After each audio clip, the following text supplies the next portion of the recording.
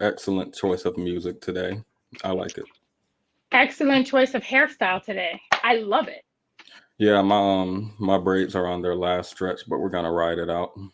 I like that. I prefer that than riding out the, you know. Anyways, how are you? I'm good. How are you? Is that it? Just you're just good? I'm tired. I had a flight today to Texas from New York. How was your From flight? New York to Texas. Oh, you're super tired. So, Petty, I'm going to be the pilot. Hmm. And I'm going to fly the plane today. And I Mm. think I think I'll do a decent job. Oh God, not my hair, a better job than my hair, but um Mm. I'm going to take control. I want you to kind of like sit back, relax, enjoy the discourse because your schedule is like insane. I don't know what you're doing. Like Yeah, I was out in New York doing New York shenanigans. And then I went to the Bronx by accident because I didn't know it. I didn't know it was what it was at the time that I went. But I don't think I'll go back to that part specifically. did you meet any degenerate Bronx drill rappers? No. So there's a how do you say, like, a interesting crackhead community in New York. Um, they're like dancing and vibing out, like, and there are like crackheads are everywhere in any state probably. Any Um, city, yeah. but it's just something about like somebody breakdancing in the middle of the street, and I'm trying to drive, but they're in the way, and everybody's just like completely ignoring them. Nobody cares. So, Yeah. um, I live in a city, like in the core of the like downtown core. You you become desensitized. Also, when you work in shelters, and you hand out, harm reduction packages, which have crack pipes and uh, needles, you do become desensitized. You get used to it. I remember one of my good friends, the one I told you, she commissioned me to write the screenplay about Willie Foskett. I remember because I was like, oh, I've been obsessed with Harlem ever since I could remember. I don't remember a time in my life where I didn't have an interest in Harlem. And that's where she and Willie were born and raised. And I'm like, oh, hook me up with a guy. This was like a long time ago. I'm like, oh, hook me up with a guy from Harlem. She's like, she said that everybody in Harlem, they dress really, really, really nice, but they're broke.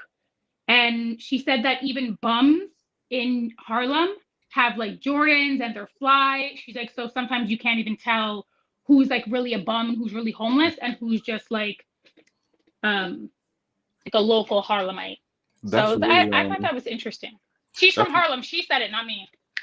that's really interesting. I went out with an acquaintance in Harlem, and they were dressed like really well, really professional, much better than I dress, of course.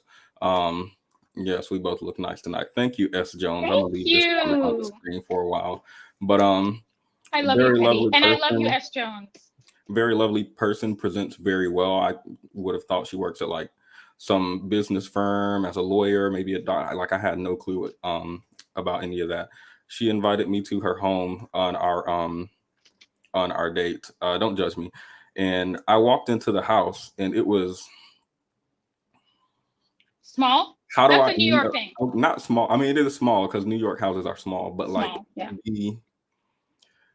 the it was messy. It was really dirty. It was like I was watching cockroaches crawl around. The cockroaches had on slippers because they didn't want to touch the floor. It was Oh awful. my, no, you didn't say that.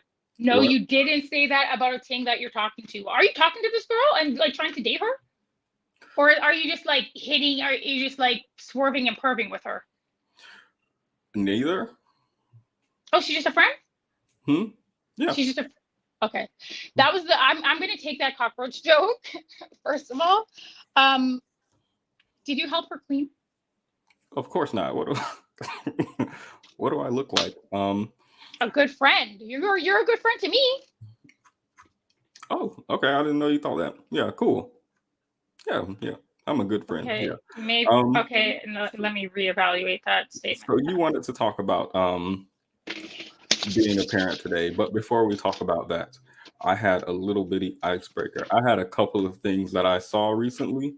Um, do you want to go through the worst one, the best one, or the one that's kind of mid?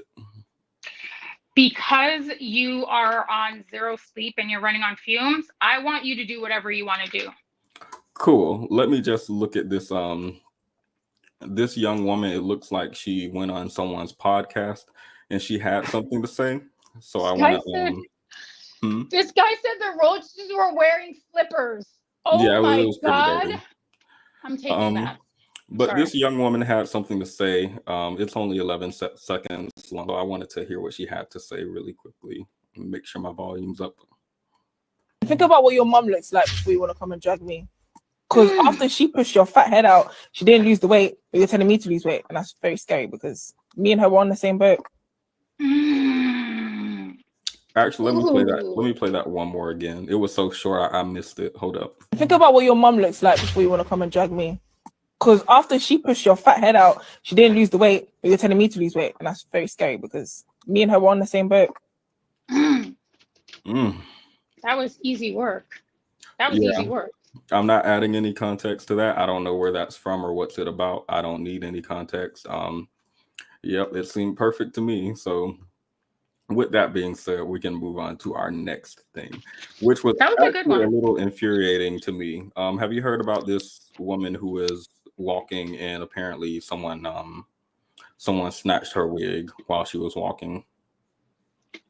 No, did this happen in New York? Is this a New York shenanigan? Yeah, actually, yeah, it was in New York.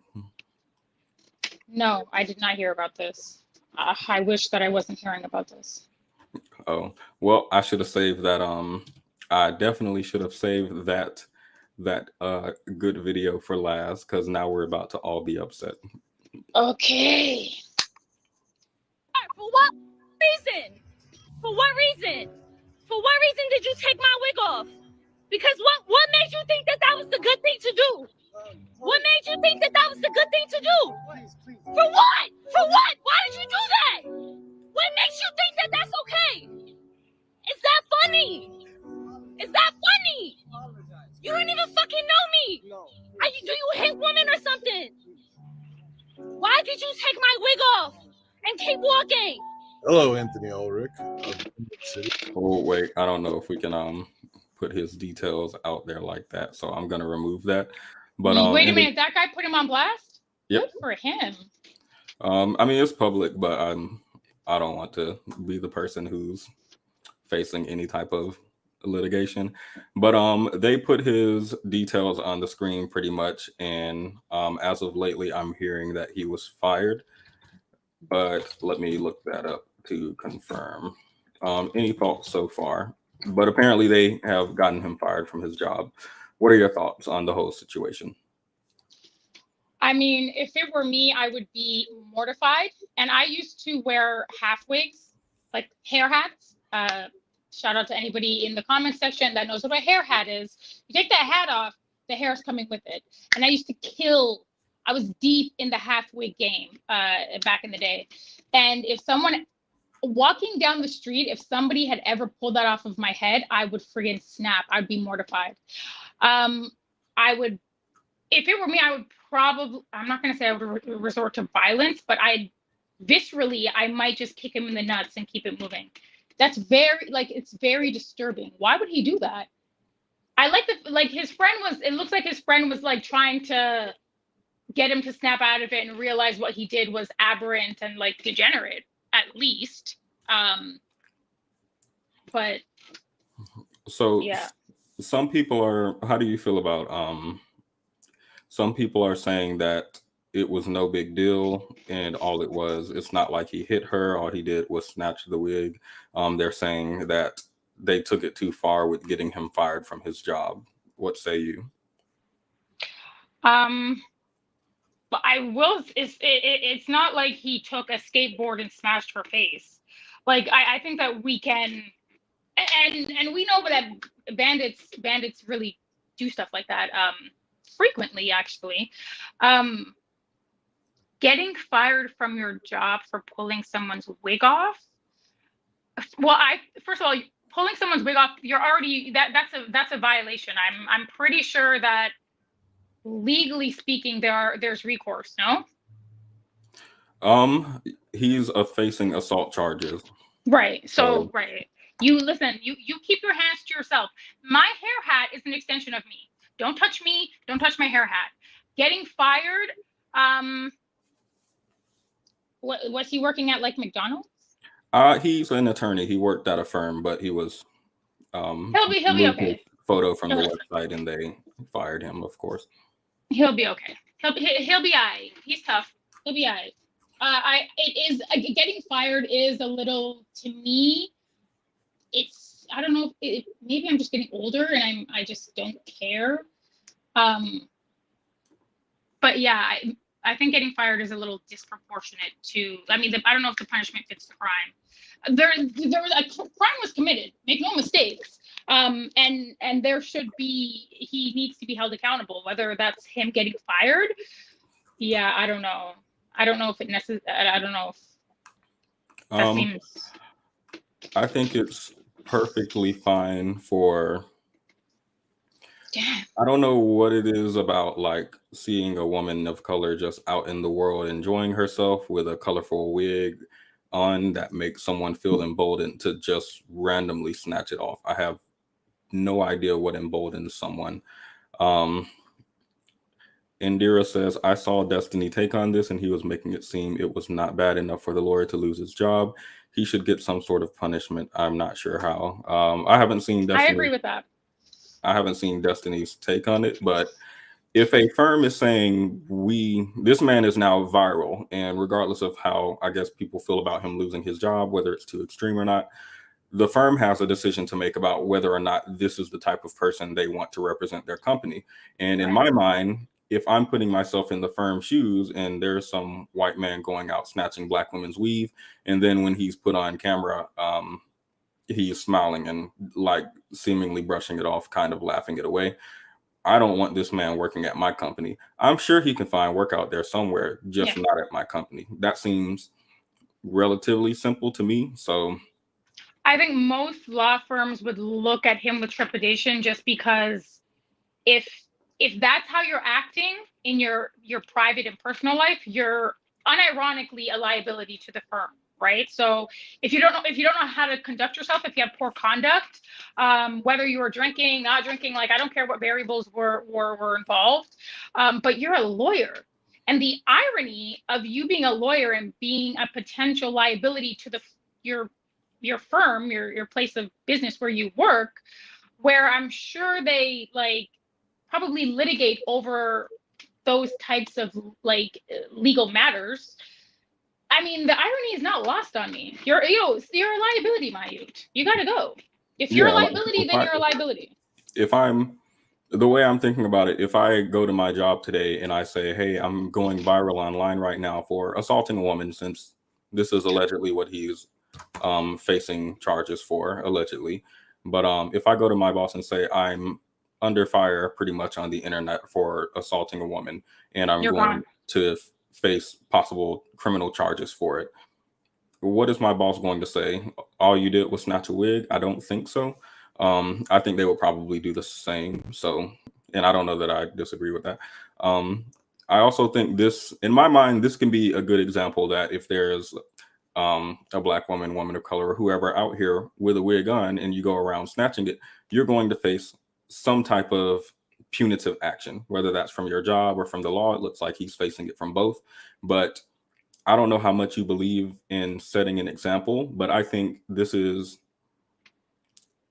being like assaulted in broad daylight is a place where I think black women are not really taken seriously, if that makes sense. They're not really given victimhood status, among like other areas too, when it comes to like violence against women, right?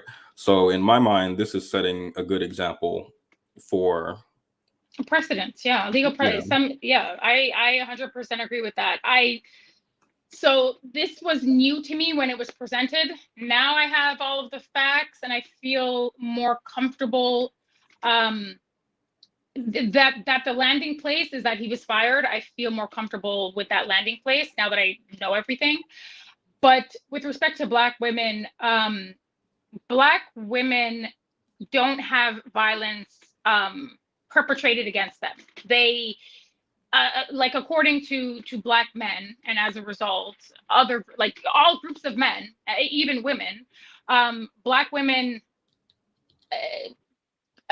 go out of their way to engage in violent behavior. So it's always been this way. When you have a group of people who have absolutely no insulation, politically, socially, no, even culturally, I wouldn't even worry about the political and legal and social aspects of that system, the sort of installation. I think culturally, if Black men had set a precedence, and if Black men had cultivated an environment and a culture in which Black women were to be revered and protected and loved and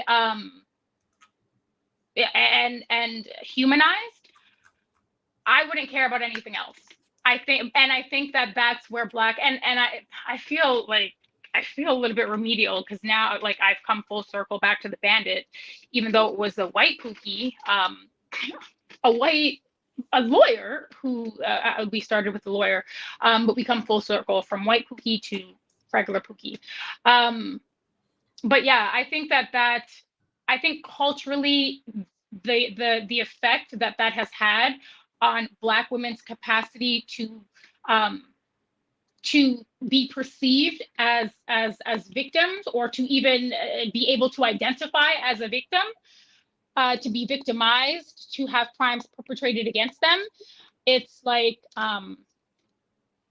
it's a lost concept. It doesn't really exist in the Black community. So this is where Black men drop the ball, and they're not going to pick it up unless you pay them, because that's what they do in the NBA and the NFL. So Black women are not about to pay them. They drop the ball, and Black women have to do the best that they can to. And the thing about Black women, and I know I'm pontificating and I'm like, I'm going on and on. I'm just going to say one last thing. What I love about Black women is their tenacity, and their ability to get things done. Whether it's instinctual, whether it's cause and effect, whether it's an innate quality that Black women just possess.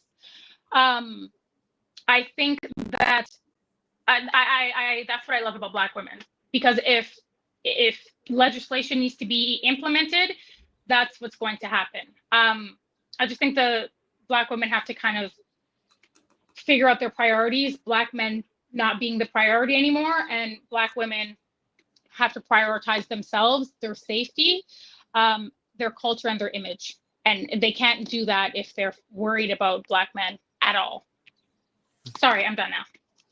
Okay.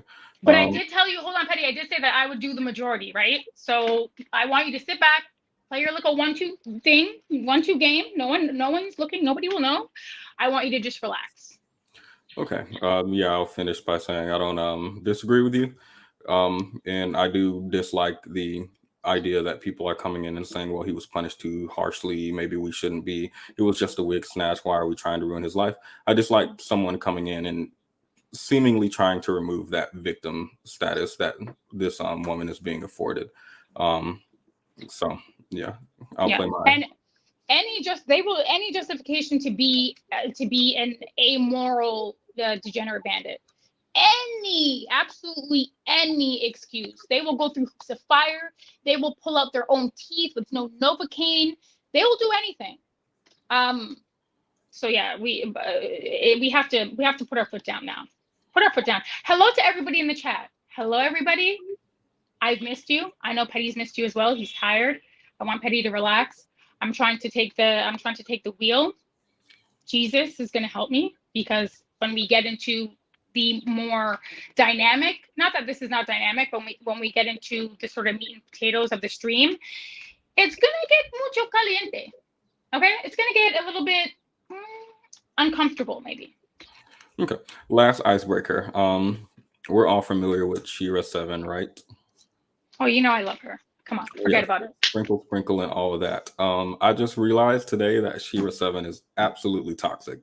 I just realized this today after watching a specific TikTok that I'd like to play. But let's see what I'm talking about. Hello, everybody coming in the building. Hello, hello, hello. I've missed you. We love you. Thank you for coming. Okay, you can't use jealousy. Okay, this is what to do if he doesn't answer your phone call. Oh, I've heard this before. That's Go. Okay, Run you the can't tape. use jealousy. You can't. Why didn't you answer your phone? Well, where you never use? You must have been super busy to get at work today because baby, I called you. I needed you. I had to get some strange man to do this and that for me because I didn't know what to do. Next time he's answering that phone, baby, with quickness. I don't know, like I didn't know how to do my tires because it was the air was like low on my tire. I didn't know how to do it. So I was trying to call you to ask you what to do while I was there, but you didn't answer. So this other man came and did it for me and got my tires right. So, but that's okay. My tires are good now. Don't make him jealous. Just make him seem like you called him first. You needed him and he was not there to help you. Next time that phone, hello, you don't get mad. Well, why didn't you answer the phone? You give him the reason why he didn't answer the phone. You don't ask him. You give him the reason. Oh, baby, you must have been so busy working hard at work. And, maybe you didn't hear my call. You were too busy in a meeting. But I needed you. Make him feel needed still. And then the next time he's going to break his neck to answer that phone. Okay? You never show insecurities. If you show insecurities, he's going to back off. He's going to, why does she feel like this? Should I be with someone else? This is absolutely toxic. I did not realize this is the advice y'all been getting. Do you want to unpack that for me, or you don't think it's toxic? No.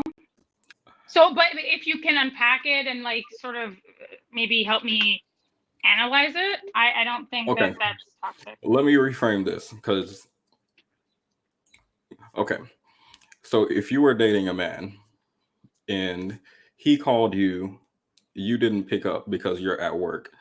And so once you two get in touch, he's like, oh man, I was trying to pick out some nice outfits, but you wouldn't pick up the phone. I know you were so busy at work. So, I went and talked to some of these women. They looked like they were really dressed up nice and I let them help me out. You wouldn't feel a type of way. And then, well, she doesn't say that, the man will find out. But if you knew that he was doing this specifically to manipulate your feelings, you wouldn't feel like this is toxic. So, I think that let's rewind. Mm-hmm. Because that advice, toxic as you think it may be, the way that I kind of internalize it is it's the evening of the playing field, if that makes any sense. So I also think that manipulation is there is manipulation in relationships in general, and anybody who says otherwise is probably just trying to manipulate you, but not all manipulation necessarily has to be bad. But I think historically, socially, and culturally, we know and have largely accepted as a society that men are going to say, do anything, whatever they need to do so that they can get in your pants, right? They have an aim, they have a goal, and they're going to say anything and do anything to get that goal or to reach the goal. And I think that Shira's advice it's first of all, it's highly tailored. It is tailored to a very specific and marginal demographic. So you're already talking about men who probably, part of the reason that they've acquired the amount of wealth and status that they have acquired is because they were kind of manipulative and cutthroat. So and to me, I know for a fact that very successful men who have bread, I'm not talking about like 100,000. No, that's light work. I'm talking about like real bread. They're not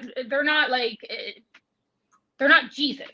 Like, they're manipulative and they're toxic. And I think that Shira is trying to even the playing field so that women So that the transaction, which is, again, you can't divorce relationships and the transactional nature of them.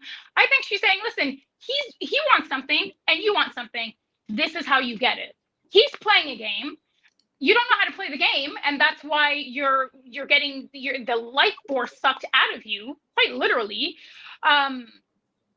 So yeah, I don't think it's toxic. I'm sorry. Oh God, what's wrong with me? Wait, the men that you described sound toxic. Do you agree? I do, yeah. So you say she's teaching a specific demographic, which I agree with, and all the comments apparently are in agreement with you, to get that type of man. Right. And you can't get what you want from a manipulator if you're not going to play their game. This is what men don't like about Shira. And I would say broadly, this is what men don't like about women in general. Men don't like when women can do something that they can do, but do it better. Oh no, that's not my issue with it. But if you peel the stinky onion back, that's what the problem is. If you're specifically seeking a toxic, manipulative man, and no, I didn't say that. You said her audience is seeking a very specific type of man. No, I asked you, first you described that man as manipulative on your own without prompt. I asked you if the man that you described, do you consider him toxic, and you agreed. So he is a toxic, manipulative man. I said that men in general, who have acquired huge amounts of wealth, power, and status, or political carte blanche or clout, those men are inherently, the reason that they got where they are and they have what they have is because innately they are manipulative and toxic. I'm not saying that is the entire No, not just generally.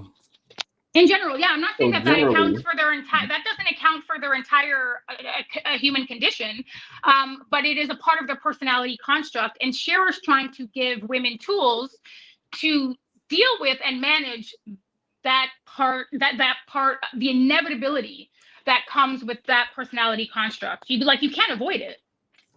I think it's so. If you're seeking a toxic, manipulative man, which you say is going to generally be that type of person to acquire. You mean if you're seeking money, if you're seeking resources and provisions, yes. Well, I'm not saying seeking resources specifically, but no, I'm saying So okay, let me be very clear. I am saying, and obviously exceptions don't make the rules, but there have been studies that have been done about men who are in positions of power and men who are who have acquired huge amounts of wealth throughout the course of their life. And unless they hit pay dirt, unless they won the lottery, and unless they have like a very, very affluent family, they got to where they are by being cutthroat, emotionally cutthroat, socially, politically, cultural, whatever it is. They got there because they were engaging in some nefarious, insidiously, mind you, because they can't just come out and say, "Hi, I'm a horrible human, give me money."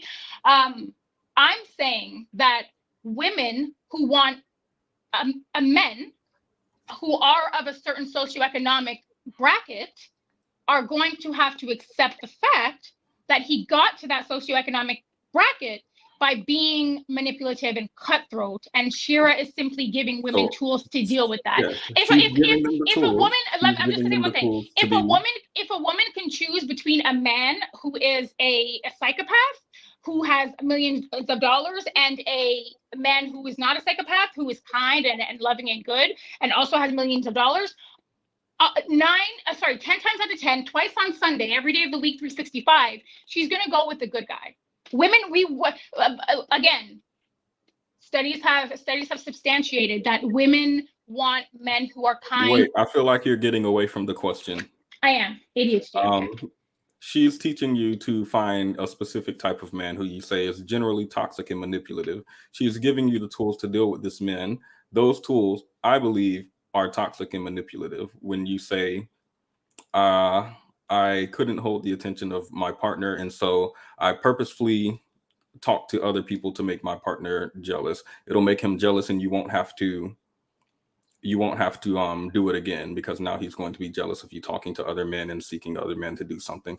I asked you were the roles reversed and you had a man who was purposefully talking to other women for the purposes of making you jealous pretty much Jealous. and appreciate them more, would you consider this toxic? And you said no. I would consider it toxic, but if you don't, we can move on. I just think I think that there is an imbalance in romantic and interpersonal relationships with respect to what men what's socially acceptable for men versus women. And I think that creating an equilibrium, I think that there's a method to the madness, and it might not be the I can't even say that, because iron sharpens iron.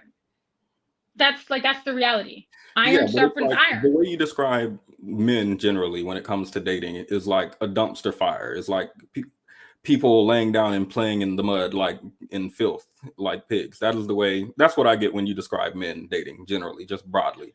So that's what sociologists, anthropologists, and psychologists also describe. I agree. Men are not great in interpersonal and romantic relationships. Yes, okay, I'm agreeing with that part. You're describing the men as like a dumpster fire. And to engage with them, I'm going to become a dumpster fire as well and fight fire with fire. I feel like that is worse than just not doing it. But you're not fighting fire with fire. He has a goal, and he wants to achieve that goal, and he's going to do whatever he can, including employing manipulation, including deceptive tactics, whatever it is. And she's saying this is what he's going to do. You could kiss the ground that he walks on. You can get manicures every day. You could be gorgeous. You could be beautiful. You could have every academic credential, and you can have everything. He is focused singularly on what he wants to get from you. So, I mean, I think it's creating an equilibrium. That's what I think. You can say that, but it sounds like cheat back to me. Like if you get cheated on, don't leave. Cheat back, fight fire with fire. But give him a taste of his own medicine, you know. But then that's just causing harm for the sake of causing harm. Both parties in this hypothetical, with respect to Shira's advice, they both have individual goals in mind. Right, and they may be antithetical to one another, but they both have a goal. He wants something from her, she wants something from him. If somebody cheats on you, there's it's not the same thing. It's not a fair. It would be an uneven exchange, I think. Okay, well, it looks like Kenny says you should cheat back, and I stand by that. The comments are with you today, so I'll take the L. I lost the pre-debate debate, so let's get to the debate. I'll drop it. You have something you want to say about parents. What do you want to say? What do you want to ask me about parents? So, beautiful people in the comment section, this is also for you. I want you guys to come up. I want you guys to engage. I want you guys to unload the clip respectfully. You know what I'm saying? We don't want another one of those happening. But I would like to pose a question to our beautiful community and my beautiful friend Petty, even though he said he's not a good friend. But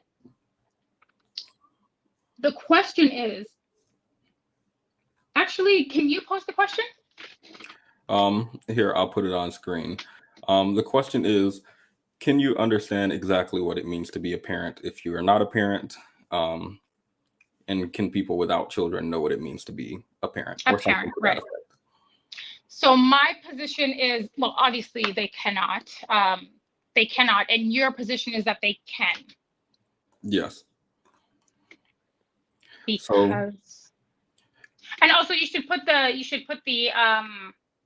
link in the chat, because just in case we go on and on and on, at least you can tag somebody in and they can. I'm gonna give it 15 to 25 minutes depending on how the conversation goes. But first, when you say can people without children know what it means to be a parent, or something to that effect? First, we would have to know what it means, which I'm assuming we're going to define as understand, right? Can people without children understand what it means to be a parent?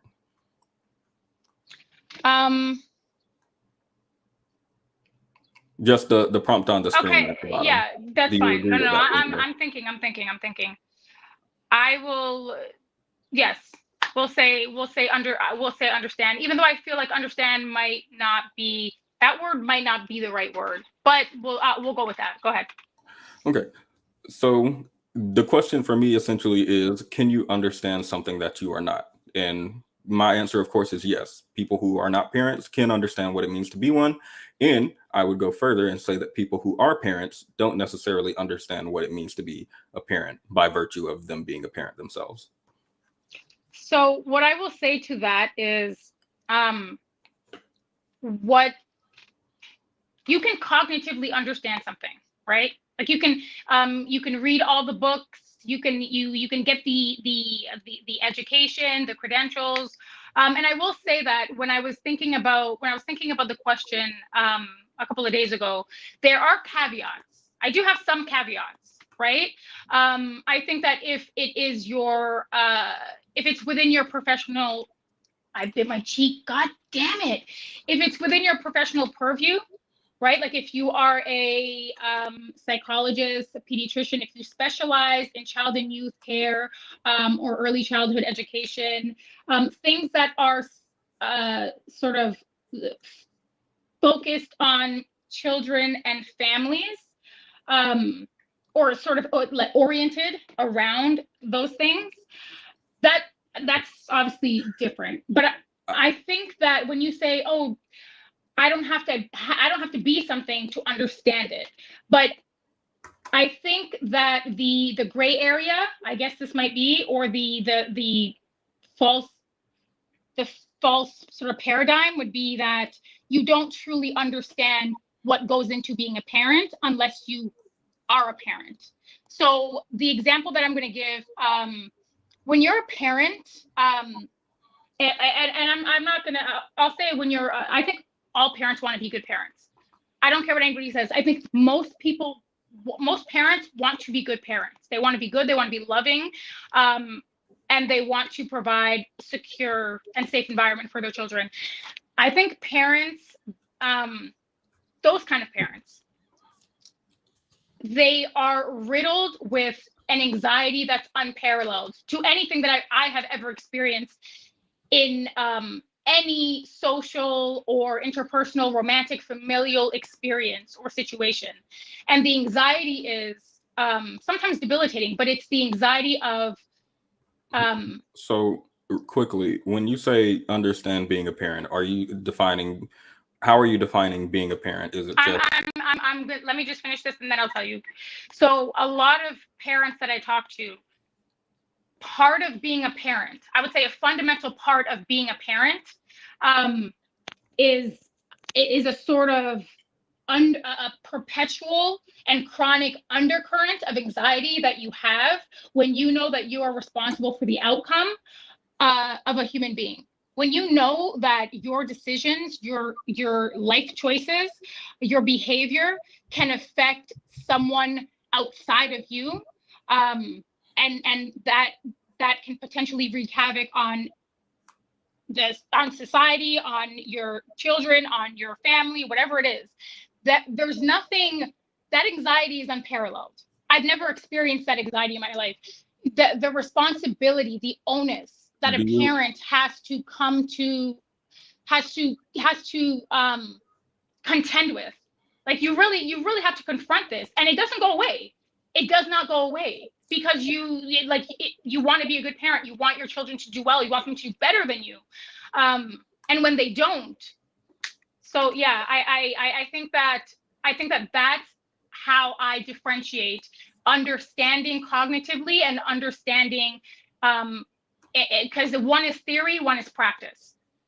And I'm sorry, if you don't have the practice, you can't truly understand. So I'm still lost on what you're defining being a parent as. I would define it as being obviously the father or the mother of the child, right? You seem to be defining it as a certain feeling that you have regarding anxiety or something around your child, right? Being a parent, yeah. Being a parent, first of all, becoming a parent physiologically changes you. It physiologically and psychologically changes your feelings about yourself, children, the world around you, the lens with which you use to see the world and your children and yourself. That's science. That's science. Sorry.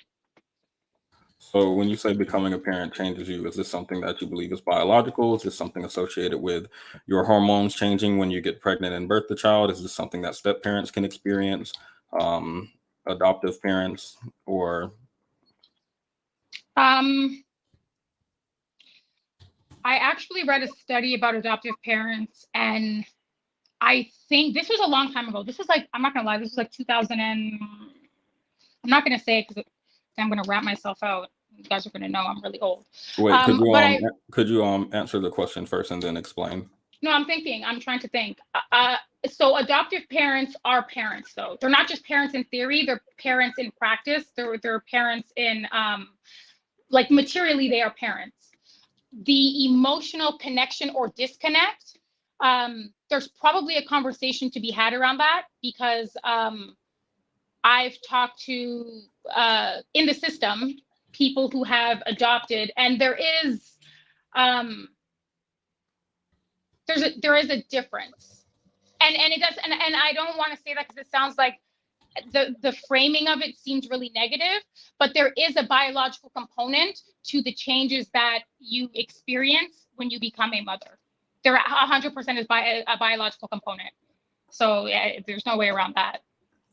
So when it comes to the anxiety and stuff like that that you were discussing earlier, do you believe that a mother, for example, who has just birthed a child but doesn't have that bond that you described with the child, you don't believe that she would be a parent? She's not considered a parent under your definition? No, that's not what I said. Whether she has a bond with the child, her body has still undergone immense change.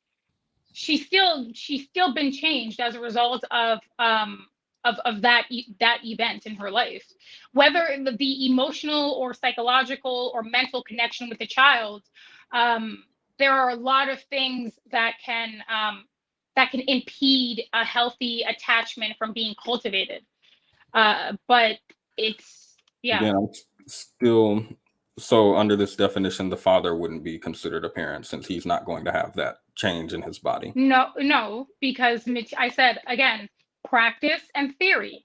Is he a parent in practice? It's materially, is he a parent? Yes, he is. Objectively, he is a parent. He's not somebody who has a dog who says, because I have a dog, I know what it means to be a father. No, he has a child and he's a father. But we're not gonna. I don't want to go through like the biology of men and women, and our anatomies are different, and therefore the side effects or the side effects of procreation and pregnancy and giving birth it's not going to be the same. I'm still confused on what it means to be a parent. Maybe it's me. So but why are you dying? So the example that I gave is a component that if you're a parent, you have experienced it, you probably always will experience it. But when you don't have kids, you don't have that anxiety. You don't. I'm sorry. And that anxiety is a part of being a parent. It's a part of I would say it's a part of being it's a part of being a parent. Forget it. What are the other parts? What is being a parent fully defined? Fully defined is a parent. Parenting is I would say it's predicated on sacrifice. It's predicated on obviously love, discipline, providing, cultivating insulation and scaffolding around that child, and your family. It's about you're no longer thinking 5 years in the future about what you're doing or what you're going to be doing. You have other people, other human beings to think about, to consider, and that consideration is debilitating because I mean, listen, I think it was James Baldwin who said it. If you don't Actually, I'll pull up the quote later, but. So I don't think, for me, you haven't described anything that I would think is specific to being a parent, like the idea of sacrifice, love, discipline, providing. This is something you can do for a dog, for example. Really, you plan for your dog to go to, like, you worry that your dog is going to walk out the door and wreak havoc on society. You worry that your dog is going to go out into the world and not succeed at the dog park with the other dogs. Okay, That your dog isn't going to be so liked. Let me finish. That your dog isn't going to be liked and accepted by other dogs. That's what I do think people can worry about something like that. So there's a certain threshold that you think that needs to be met, because I would agree that I don't think people worry about their dog as much as they might a human child. Are you defining it now with a threshold? I didn't think that I had to define it. One is a beast and an animal, and the other is a human being.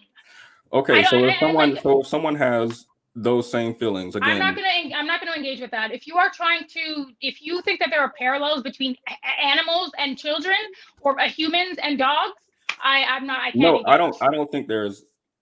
So you're defining it as sacrifice, love, discipline, providing, and all of this. I've written them down. These are all things that you can do for a pet. Like I said, right, and I told you the distinction is that the anxiety, and maybe anxiety is the wrong word. And I have to think of maybe you can have anxiety over a pet. Again, maybe not to the same degree that you might for a human child. Maybe what kind of anxiety? Over a pet? Everything you described. Maybe they are worried about their dog going to play with the wrong dog at the dog park, or their dog being outside in the cold, or their dog getting snatched up by some wild animal in the middle. Like, people can have that worry about their animals. I think some people worry about their animals more than they would a human child. Well, that says a lot more about people than it does about this conversation. And again, I would disagree. And here's the thing. People are going to how can I articulate this?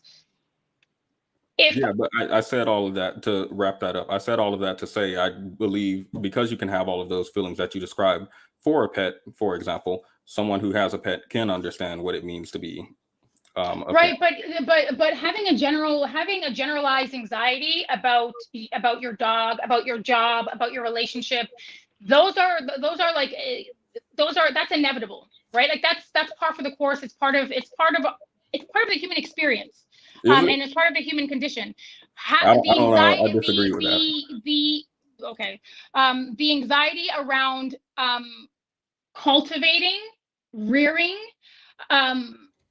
and essentially you're building a productive, good, loving human being. That's not the same.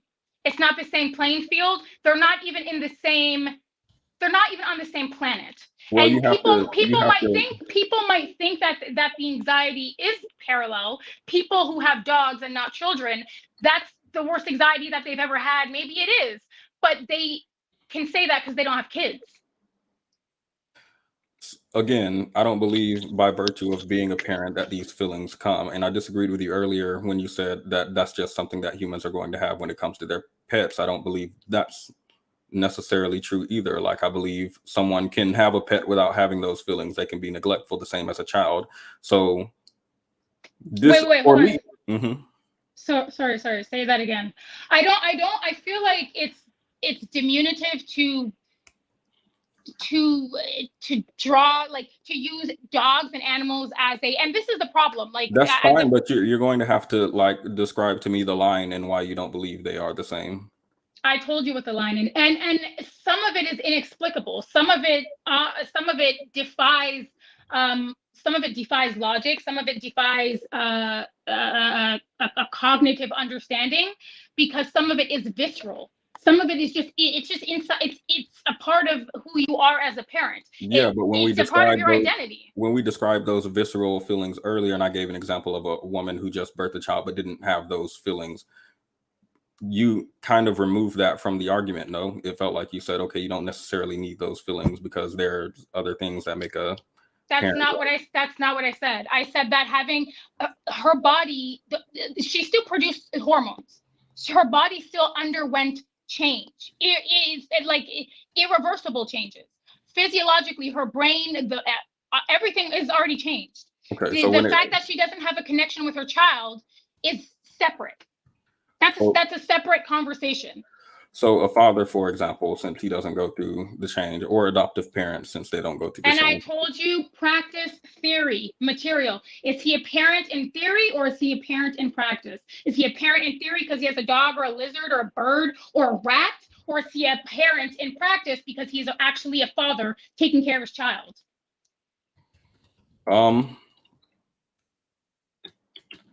I would say both.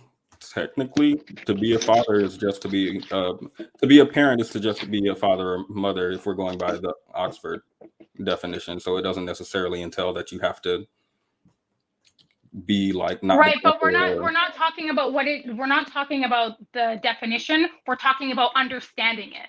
And I told you that understanding it or experiencing it transcends any sort of like vernacular or syntax definition or synopsis, like academic synopsis or a summary or hypothesis. It changes you. I don't like a lot of it is inexplicable. It's inexplicable, and you'll know people. It's interesting because a lot of people will say, when I had the baby, then I realized it was different. But before they have the baby, the dog is the baby. So yeah, those anxieties are going to be the same. They're going to have anxieties about their dog or whatever. I don't feel like these feelings are predicated on you being a parent. I mentioned the dog example, but I also believe you can maybe research what people are saying about being parents, maybe have parents around you and your friends and family, and you can understand through that way. I don't necessarily believe you have to birth the child, adopt the child, be a step parent to the child to have those feelings of understanding parenthood. And I do. I think that you do. I think that you again, it's theory without practice. You can cognitively understand, oh, this is the definition of what a father is and what a mother is. Oh, cool, got it. I understand that cognitively. That's fine. But putting what you understand, like the practice, is different. It's not theory is nothing without practice, and practice is nothing without theory. But the theory alone of what it means to be a parent is not even close to the experience of what it is to be a parent. It's not even in the same, it's not in the same realm, not on the same planet. You can make the argument, I think, that generally people, even if they understand all of the emotions and struggles and whatever, cognitively, because understanding emotions is not the same as experiencing emotions. You can make the argument that even if someone understands from a theoretical perspective cognitively what being a parent is, that they don't understand what it is practically, you can make that argument. But I'm going to say again that people, my belief is that people have the capacity to observe and understand the situation without actually engaging in the activity. Right, but not by virtue of engaging in that activity that they gain that understanding. Right, but you're observing it. You're not engaging in it. You're not a part. I believe they can know what the practical parent knows, and vice versa. I believe that the practical parent. I can listen. I could read a medical journal, and I can learn and understand how to perform a tracheotomy. That doesn't mean it's that I actually am able to perform a tracheotomy. I can understand what tools I need. I can understand what the risks are. I can understand these things from a cognitive perspective, but practicing it, feeling it, is not the same at all. I'm not sure I understand the argument. I mean, I would point to something like, for example, we have a declining birth rate, right? And before, I might have agreed with your argument that maybe, for example, there are girls and women out here who might have a certain feeling or think they have an understanding of being a parent, but then once they actually have a child, it's completely different, right? But now, as we progress through history and towards the future, it seems like more and more women are becoming aware and well-researched to some capacity of what it means to be a parent, and they're choosing to forego being a parent until later in life, until they're more stable, until they're with a partner who's like a good partner, right? So in the past, I might have agreed with you that just because someone has a theoretical understanding, they might not have a practical understanding, specifically about being a parent. But now I think I think that is not the case. Why? Like there's a child-free community, for example, and of course they don't have children, but they seem to know what it means to be a parent, which is why Right, they and don't have children. okay, and everybody knows what it takes to be a parent until they become a parent. Like there's a saying, parent, it doesn't come with a manual. Becoming a parent, there's no book, there's no manual. You can read all the literature that has ever been written about parenting, about children, but when you are in this situation, it's again, it's theory and practice. I get it. I understand. You can understand the theory of something acutely. You can understand.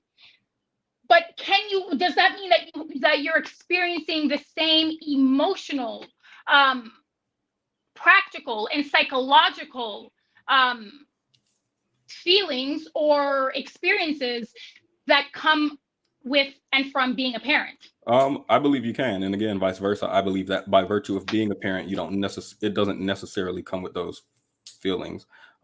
Is there a difference between understanding the experience through research, looking at your friends and family and what they're doing versus actually experiencing it yourself? I believe there can be, yes, but I also believe it's possible for you to get that same practical understanding from even when not engaging in the behavior. I would mention something like listen, we haven't disputed it. You keep on saying they understand it. I haven't disputed that they understand. Again, they understand. Then you've conceded the argument. I win. You can understand what it means to be a parent without being a parent.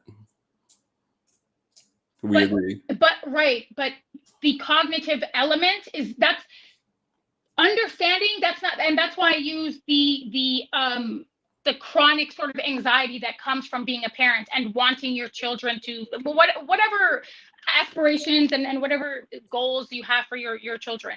That was the delineation for me. The delineation was, you can understand cognitively, you can intellectualize parenting, but if you're not a parent, you don't have the same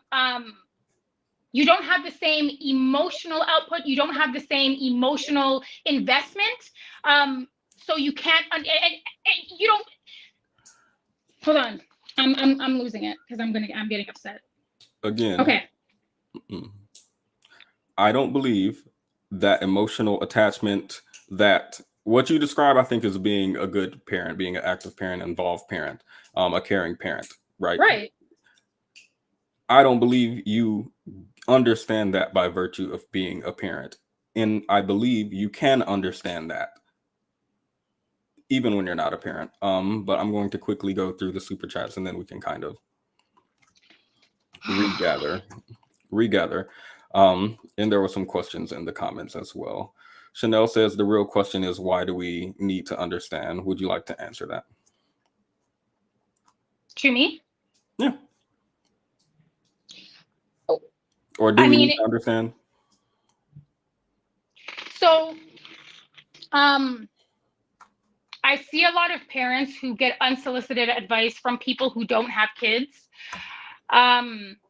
So that's probably where this conversation, that's probably the sort of fundamental basis of the conversation, because you can see a situation, but when it comes to having kids and the intangibles, the variables that sort of transcend the cognitive component to understanding how to be a parent and what it means to be a parent, those things are not readily explicable. Those things are not readily understood until you become a parent and you're having to navigate parenthood. You're having to navigate new anxieties, new feelings, new worldviews, new experiences. So it's not the same. My question is going to be, why, to kind of follow up from that, why is it relevant if they don't understand? What is the logical next step you would take? Should we take child-free opinions? Should we treat them with less merit?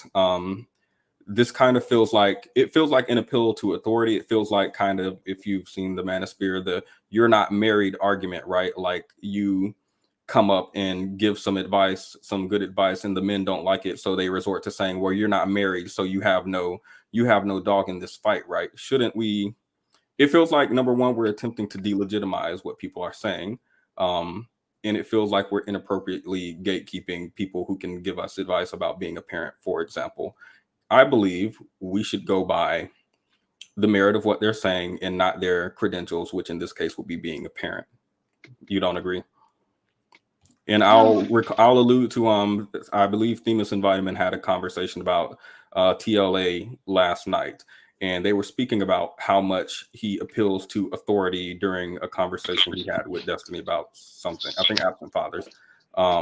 So in my mind, I believe we should trust the person who says, I've put a fair amount of research into this and I'm come to an understanding about this, instead of the person who may have no research, for example, but says, I'm a lawyer, just trust me, I know. To bring things back to the child conversation, I would trust a person, even if they don't have a child, who's put some amount of effort into researching what it means to be a parent versus the person who's just saying, I have a child, so I understand what it is. Right, but that's not what I said. I said that you're like, when you become a parent, and again, you guys, people are like making a distinction between like good parents and bad parents. Okay, fine. But when you become a parent, you take on the role of becoming a teacher, an educator, in acquiring all of the knowledge that you did not have previously, that you now need to equip yourself with so that you can do the best that you can by your children. I'm not talking about, oh, I have kids, don't give me, no, that's not what I'm saying. I'm saying parents who are engaged and who are online, like proverbially online, and engaged, and who take parenthood seriously. I think that there's something to be said about people who don't understand, who are not a part of that journey, who haven't had to navigate, who haven't spent hours up in a hospital with a child, who haven't experienced the emotional, mental, and psychological turmoil that comes from staying up all night, or that comes from inexplicable tantrums, or really difficult and challenging behavior. You don't have a child and automatically do that stuff. That's not based off the virtue. Right. You learn to do these things, and that's why I said, no, you don't even have to, like absent fathers are a thing, for example. No, that's why I said you can't know until you have the kid. No, I believe you can know you can, and this is the problem. You're trying to intellectualize something that's not. I'm not exclusively predicated on the cognitive component. You can birth a child and be neglectful. That, like, in my mind, that defeats the whole argument that, oh, once you have the child, you just automatically snap. That's not what I said. When did I say that? When did I say that? Would you like to repeat yourself? No. Would you like to rewind the tape and tell me when I said that? I can't rewind it right now. Okay, that's not what I said. I said that there are biological changes that women experience, whether they are connected emotionally to their child. Again, that's a separate conversation. That's a separate issue. I said that there is an emotional, physiological component that people who don't have children don't experience. That's what I said. So it feels like you're jumping into a framework where it's just, once your definition doesn't work, now it's just by virtue of birthing the child. So it's exclusive to women. That's not what I said. That's not what I said. I already defined parenting. I said there's practice, there's material, there's step parents. All of those things are parents. Okay, we're going to, I think we're giving too much time to the super chat, but thank you, Chanel. We're going to go back to define parenthood again, because I think I'm still confused. Oh my God. Tia M says you have to give up a lot of selfish behavior, I think, to be a parent. I disagree, of course. No, you don't. No, I don't think every parent gives up a selfish lifestyle. Selfish behavior. Right, and the ones who don't, like the ones who do make those sacrifices, are doing it because they're a parent. those are the parents that I'm talking about. Then again, you're defining parents as good parents. I'm defining parents as parenting and rearing your children. If you are going to be actively involved in rearing your children, if you're going to be an active and engaged parent, then those things matter. 2L says, Anna, you're describing an active and present parent. Agreed. And the last one from Cantor on. Thank you all for the super chats, by the way. So if a child psychologist does not have children, are they now unqualified to give advice? I already made the caveat earlier. There are caveats. Obviously, if children and child and youth care and early childhood education, if that's your like professional purview, obviously you have experience with children, with families, with youth, with that population. That's not the same as I have a dog, so I know the sacrifices that are that go into parenting. That feels like the theoretical argument that you rejected to make a practical argument. But so in your mind, a child psychologist specifically, even if they don't have a child that they care for, by virtue of being employed as this, they understand parenthood. What? You can restate it again. Let me open my ear. Themis is up here. Let's see what Themis has to say. Welcome, Themis. Would you like the guest to go first, or would you like to go first? So, whatever you guys decide. All right, Z, we're gonna let you take it away. Hi. Welcome. I just wanted to start and say, Petty, you are looking absolutely gorgeous today. Like, I don't know if the New York air, just is having you glowing. That sewer sludge, just chef's kiss. Mm. Hi, Okay. Anna. And hello, Themis as well. So I think I have 5 main points, and really it was just because you asked 5 questions. Oh, by the way, you have a minute, and it's been Okay. 20. I meant to say that at the beginning. Okay. Apologies. I'll give you another minute. Okay, thank you. So first I wanted to define parenthood, and I believe to be a parent is to guide your child, to allow your children to walk in their power and essentially protect them from anything that blocks them from achieving their highest selves. But not everyone can do this because of their egos and their desires to push what they thought their lives should be onto their children. I don't believe that people who aren't parents can understand what it means to be a parent, because a lot of people right now don't even understand themselves. And I don't expect people who can't empathize. Like, how can you empathize with an external situation when you can't empathize internally? And also, a lot of people don't realize that they are raising a human being. You brought up a dog and how, a dog, how is it different from a child? A dog is not a conscious being in the same way that a human is. And the reason why it's so hard to define parenthood is because every experience is different, because every child is different. And then we get into like biology versus love. So yes, having that child come from you, like those are your cells. The child cell is now in your body. Like you are an extension of each other. And that is biological. So you will have that tie. People who it's not biological, that is loved based. And love can overpower biology. If you truly love something and you truly love someone, then you take on the responsibility of their life. And the last point I want to make is that the problem now with people is that they don't realize that the child is not an extension of them, but because they gave up a part of themselves and are continuously, as a parent, giving up parts of yourselves, literally and figuratively, they have a hard time understanding that this person is their own being and that they have their own consciousness and their own perception and their own desires. In the way that you define parenthood, I don't think anything is exclusive to being a parent, like to birthing the child, being a step parent, being a adoptive parent, or anything of the sort. I believe all of this is something that you can do without children. even without a dog, even without being a child psychologist. So Yeah, and okay, sorry, go ahead, Z. Oh, I was just going to say that I agree. All of these things are not exclusive to parenthood, but parenthood is very specific in the understanding. So I don't want to say it's spiritual, because I feel like if I say that, I'm trying to think of a way to intellectualize the spiritual You aspect. can't. That's what I'm saying. Z, Like, I tried. You can't. There's no way there's to. How like you can't, there's no way to articulate the immense pressure, anxiety, and fear that comes along. That it's sort of, it's a fundamental part of being a parent.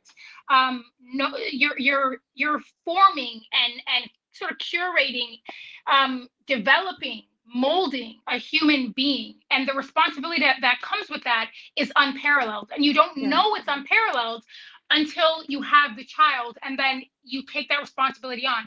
Again, you do have to take the responsibility on. It's an action. It's an action, and it's a choice, and it's a decision that you have to actively make. And when you make it, no one else is going to know. No one, unless another parent can identify with you, because they have also made that decision, and they also have that fear, that guilt. And it's not just all bad, right? It's fear, it's guilt, it's pride, it's so many emotional. It's so hard. It's hard to explain and articulate. Z, go ahead. I'm sorry. Try. Um, I just I'm sorry, wanted Z. to add very quickly that I don't believe that it's strictly biological. And in order to fully take on the responsibility of raising a child in the way that and I'm not, okay, a lot of people are saying that they're neglectful parents. The neglect comes from other things, like psychologically in their brain, that they have going on. But in order to raise a child properly, whether it's biological or not, there is a very specific mindset that you have to have. There is a very specific way that you have to not only perceive yourself, but perceive the world. And when you have a child, you have to essentially learn how to view the world through the eyes of a child. And the only way that you can do that is if you learn to love yourself truly for who you are, in order to love someone else, love the child in a way that you are able to rear them as somebody who biologically, like the extension, it's just a different. I'm really trying to intellectualize like You the can see. spiritual. I love you, see. yeah, I love you, when but you're it transcends cognitive and intellectual narratives. I'm like, it's going to be difficult for me to understand the perspective of like the spiritual happening, Because you don't have a happening. kid. Exactly. I think it's because I'm not as spiritual as y'all, maybe not because I don't have I kids. think it's because you don't have a kid. Because again, we can take the spiritual element, we can take it omitted entirely. I'm going to let Kenny go now. Thank you, Z. No, but Z, stick around. I love you, Z. Stick around. I'm Please. going to put you guys in the back, and we may reopen later. Aww. Oh my God, somebody Kenny, said I'm yelling. I didn't know that I was yelling. I'm sorry, you guys. It's my headphones. I'm so sorry if I'm Kenny, yelling. you have, I'll give you like 2 minutes because she went way over. Hi, Kenny. You're on mute. Wait, were you talking to me about the 2 minutes? Yeah. Yeah. Hi, Kenny. Oh, okay. I liked what. Hi, Annalicia. I liked what Z was saying, so I'm actually sad to see her. I liked the compliments. I liked all of that. Everything after no, I disagree. Oh my God. What? Right, because once you were saying, once you get to the cognitive and intellectual threshold of of the understanding of something, there's really nowhere to go from there, unless again you have kids. You were saying, Kenny, you're here to drag Annalisa. Don't be rude. That was so rude. But it's crazy because I actually agree with Petty for most of it, but once we started getting into like the nitty gritty, I actually changed my opinion and moved to Annalicia's side. Am I saying that right, Annalicia? You are. I love the way that you say my name. You said it right the first time. I love you for that. Oh, okay, cool. Yeah, because I think that obviously you can watch someone parent someone. Like you can obviously watch a parent with a child and be like, "Oh, I don't think you should do that." But like, how do you know the child isn't having a bad day? Maybe they need a little more discipline that day, obviously not like smack them across the face or anything, but like maybe the child is doing too much, and maybe on Thursday at 12 p.m. they have like a tantrum, Again, and I maybe don't the mother has to go I ahead. don't think Sorry.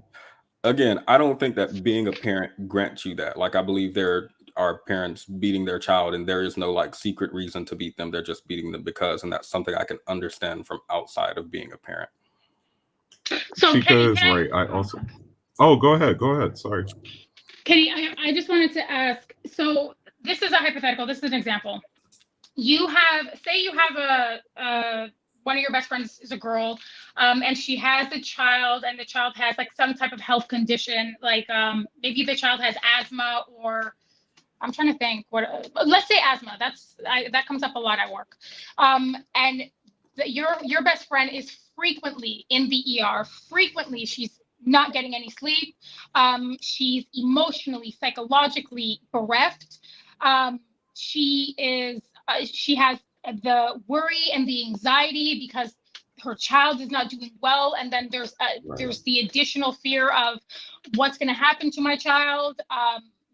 So my question is, do you think that understanding, because I can read all the medical literature, I can tell you what happens to your brain system by system. One system shuts down after the other when you go X amount of time without sleep, X amount of time without eating, right? Like cognitively and intellectually, I can understand all of these things, but I'm not experiencing these things. Like that there's a difference. I'm not experiencing these things. And again, part of the reason that a parent is experiencing these things is because they want to. It's that anxiety, it's the pride, it's the fear. They want their child to be happy and healthy. And you can't understand that feeling if you don't have that experience. You can't understand, we can intellectualize this to death, but this transcends the intellectual and the cognitive narrative. It's actually kind of crazy because that's where the split happened. Like at first I was completely agreeing with Petty, but once you brought up a tracheotomy, I thought about it and I was like, if you perform a tracheotomy on a stranger, like let's say in a restaurant, and you succeed, then no one's going to have an issue with it. But if you kill the man, then everyone's going to have a problem with it. And that's kind of what parenthood is. Like if you succeed in raising your child, then obviously people are going to praise you for it. But if you accidentally raise, like a bank robber, then people are going to look at you and be like, wait, what? I'm sorry. Yeah, so I said not accidentally. And also, it's not just people who are going to be looking at you. You're going to look at yourself. And I'm so happy that you brought that up, Kenny, because you're demonstrating the risk. Just not the risk, sorry, the stakes. What is at stake when you're parenting versus what is at stake when you have a dog or a pet rabbit or a budgie? Also, I was thinking about that too. Unparalleled. There are no stakes that are higher than being than producing a good child. I don't care what anybody says. No job, no profession, no friendship, no relationship. I agree. That job, that experience, there's no I can't think of a higher stake. I can't think of more that you have to risk. But also, like, you would leave a dog at home by themselves, right? You wouldn't leave a child at home by themselves. I don't get where the comparison is coming in. Like, you would leave a dog a bowl of food at the door. I had a water. You would not do that for your child. I had a misunderstanding. You wouldn't trust your child. I had a misunderstanding. I thought when we were speaking about child, we were speaking about anyone under the age of 18. And I also had an understanding that most of us are from the Black community. So we definitely How does were that left at change home. what, and how does that change anything? Because we definitely were left at home with some food and water while our parents left. Unless you're describing being a parent exclusively to being a parent of like your parents left you at home with a dog bowl of food and a dog water? bowl of Kenny? food? No, with food in the fridge. It wasn't even in the bowl. I had to get it out and prep it myself. Now, if you're describing parenthood exclusively to being an infant, then maybe I would agree with you. But I believe parenthood isn't about just like having to have a child that you're with constantly 24/7, right? You can be a No, parent. but that's the part, that's the crazy part. That's where I agree with you. You don't have to be a parent to necessarily understand that someone is like mistreating their child or anything, but you can't understand what it's like to, like, I like, this is a bad example, but I had a bunch of beta fish, and like she ate all of her children while I was at school. I was in high school and she ate all of her children. Like, that's not something, I don't know, that's not something that you worry about when you are a mother. You know, you make sure your child is taken care of. You make sure they're like at a daycare. You're not worried that your grandmother is going to eat your child, you know? So Like, you don't pets believe, are for so example, different. a person who has cannibalized their child is a parent? Oh my God. Okay, listen. What? What? I didn't say You that. want really don't make the pendulum swing. Okay, let's not go to extremes. I don't think that I'm giving you any extremes to operate from. No, I it's think because that you're I'm being very describing, because you're reasonable. describing, pause. You're describing, oh, you don't know unless you don't have to worry about as a parent eating your child. There are parents that have eaten their children. There are parents who have cannibalized their child legitimately out there. It's extremely rare, but it exists. Are these not parents under your definition? Like, I'm not out here in some weird abstract. You're describing. Right, and there are No, also they're people who have bad registered parents. their They're who terrible have parents. Okay, you can there are also quantify what people kind of who have parents they are, dogs but they're and parents. animals who have registered them in like a cooking class or some type of institution. Like, yeah, exceptions don't make the rule. People Okay, do weird maybe things. I People in general apologize do weird because things.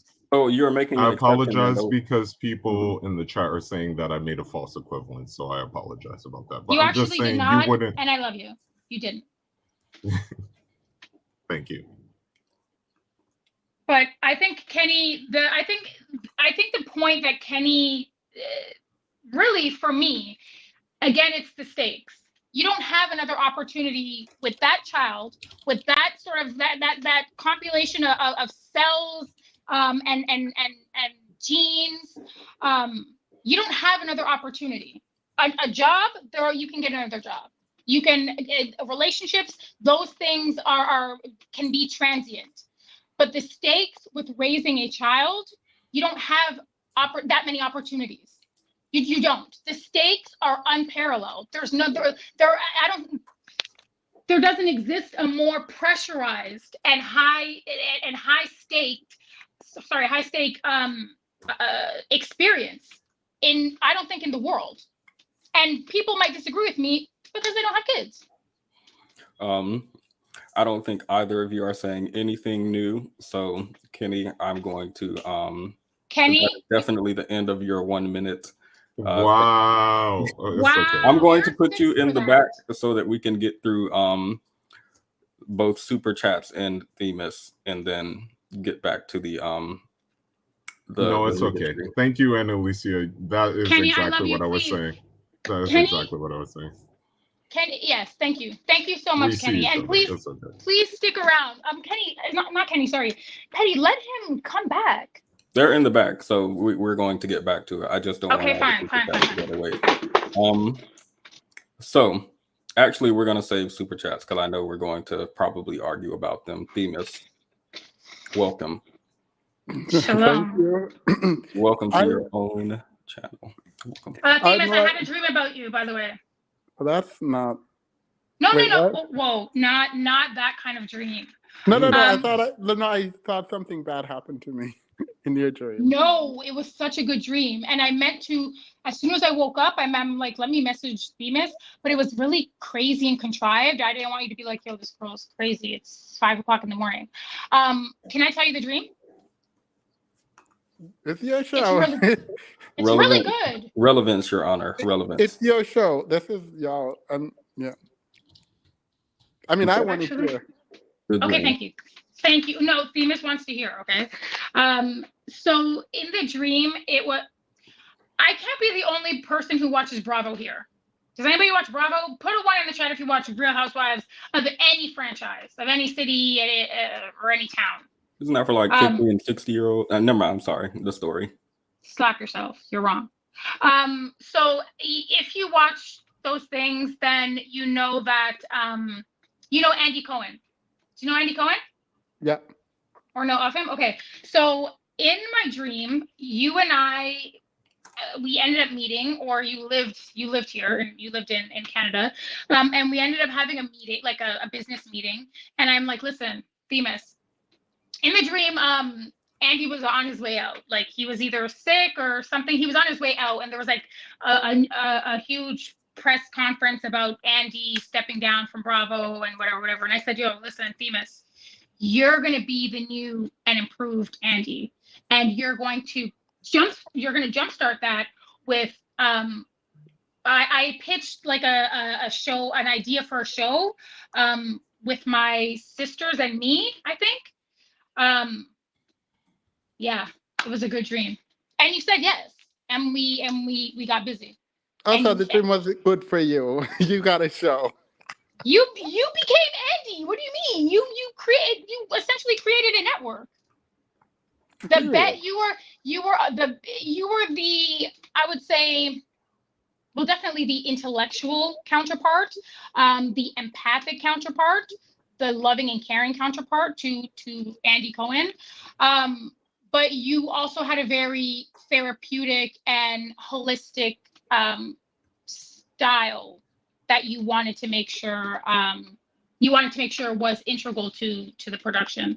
It was a good dream. It was a really good dream. Come to Canada. All right.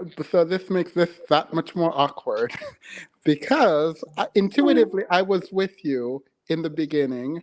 And then as the conversation went on, I became a bit lost. So maybe Petty didn't allow you to explain yourself fully, because the prompt was, what can a person without children understand what it means to be a parent, right? Just yes or no.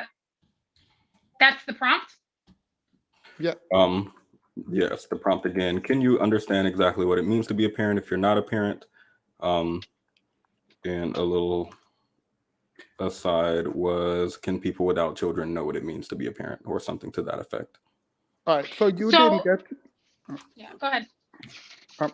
Well, you did. I didn't understand, because like intuitively I agree with you, because it feels like you should not be able to understand certain things without the experience. However, part of what I was confused in the chat about is, how do you make that understanding exclusive of experience, and thus anyone outside of the experience aren't able to understand it, right? So if you're saying being a parent, the best way I can make your argument in my head, and maybe this is what you meant, correct me if I'm wrong, it's not all parents understand parenthood, but no non-parent can understand parenthood. Yeah. Oh, yes. Even then, I don't know what is excluding it, even if you define that's why I was kind of working backwards, because if it says not all parents understand parenthood, we exclude like bad parent, but like not the people who are non-parents still can't understand it, but there are some parents that understand it. The next question then becomes like, if that is a statement, do we qualify it in any way? Because then there are step parents, and do they understand parenthood? And before you answer that, if they can, why can they and not everyone else? Because they're not biologically linked to the child. So so biology wouldn't be the answer. But if they choose to take on that mantle, why can they choose to do that without, and no one else can do that? So that's what I was, sorry. The biological component, and I said this to Petty earlier, I wasn't predicating my position on the biological component. I said that there's a physiological element that that can't be disputed. I didn't say that that experience is mutually exclusive with having a connection to the baby. I actually differentiated, because some women can physiologically go through all of the changes, but postpartum depression, there are things that happen that sort of impede their ability to attach to the child. So, and I've already made caveats with respect to like adoptive parents, because in practice they're parents. They are parents. They are materially, practically, they are parents. Theoretically, practically, whatever it is. So yeah, I said, yeah. That exemption for adoptive parents opens the door for everyone else. In my mind, how do you limit it to not be open to everyone else? The experience, I think it would be, it has to be contingent upon experiencing having a child. Adoptive parents they're experiencing and navigating through life as parents. People Then who we're have going to dogs define. or people who babysit for their family member every so often are not navigating, they're not navigating life based on that babysitting experience or their dog. Gotcha. So they're navigating life because we have excluded some parent. We can't then retroactively go back and say, oh, but they're bad parents, because we're only talking about the parents that this applies to. Got it. So now we're at, what does it mean to understand, and also what does it mean to be a parent?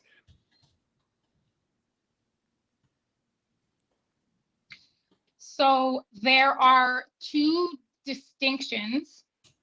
There is the cognitive and intellectual piece, and then there is the emotional, visceral, and physiological piece.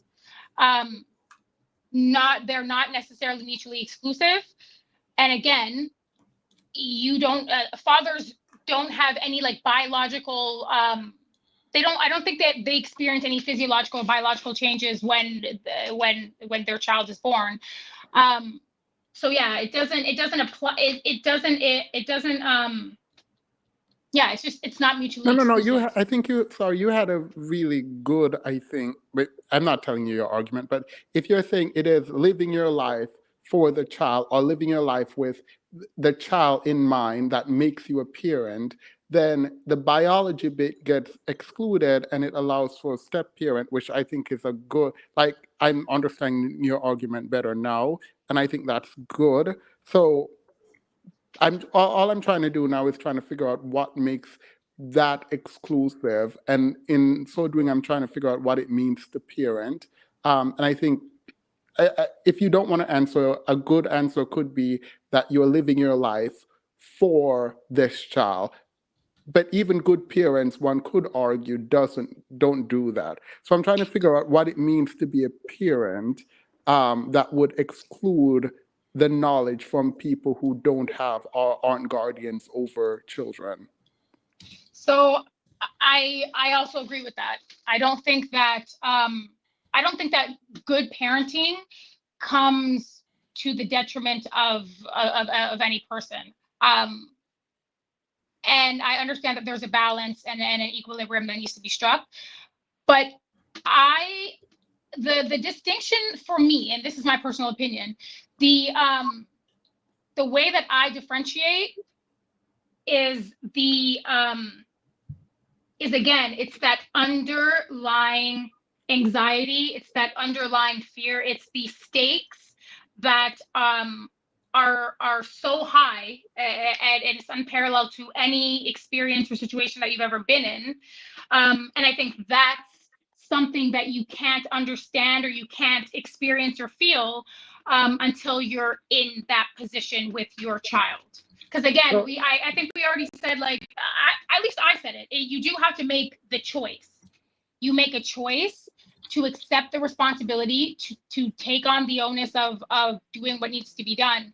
But with that accountability, with that responsibility, comes that that sort of chronic, perpetual, that it doesn't go away because the stakes are so high. You don't get opportunities to create, mold, and love a child more than once. So you don't think someone who doesn't have that anxiety understand, even if they are a parent and they're providing to the child, you don't think they would understand what it means to be a parent absent the anxiety? I think that parents have that. I think that all parents have that anxiety. No, but you're not answering the question. If they don't, then they don't. They don't understand what it means to be a parent. Yes. Well, yes, but I think that all parents do. Like the parents that we've qualified in this conversation, they do have they have that. No, the parents we qualified are those who stayed, those who are at least attempting to be good. And so that could be step parents or like biological parents. And if they are doing well, but they don't have the anxiety, you would argue that they don't understand what it means to be a parent.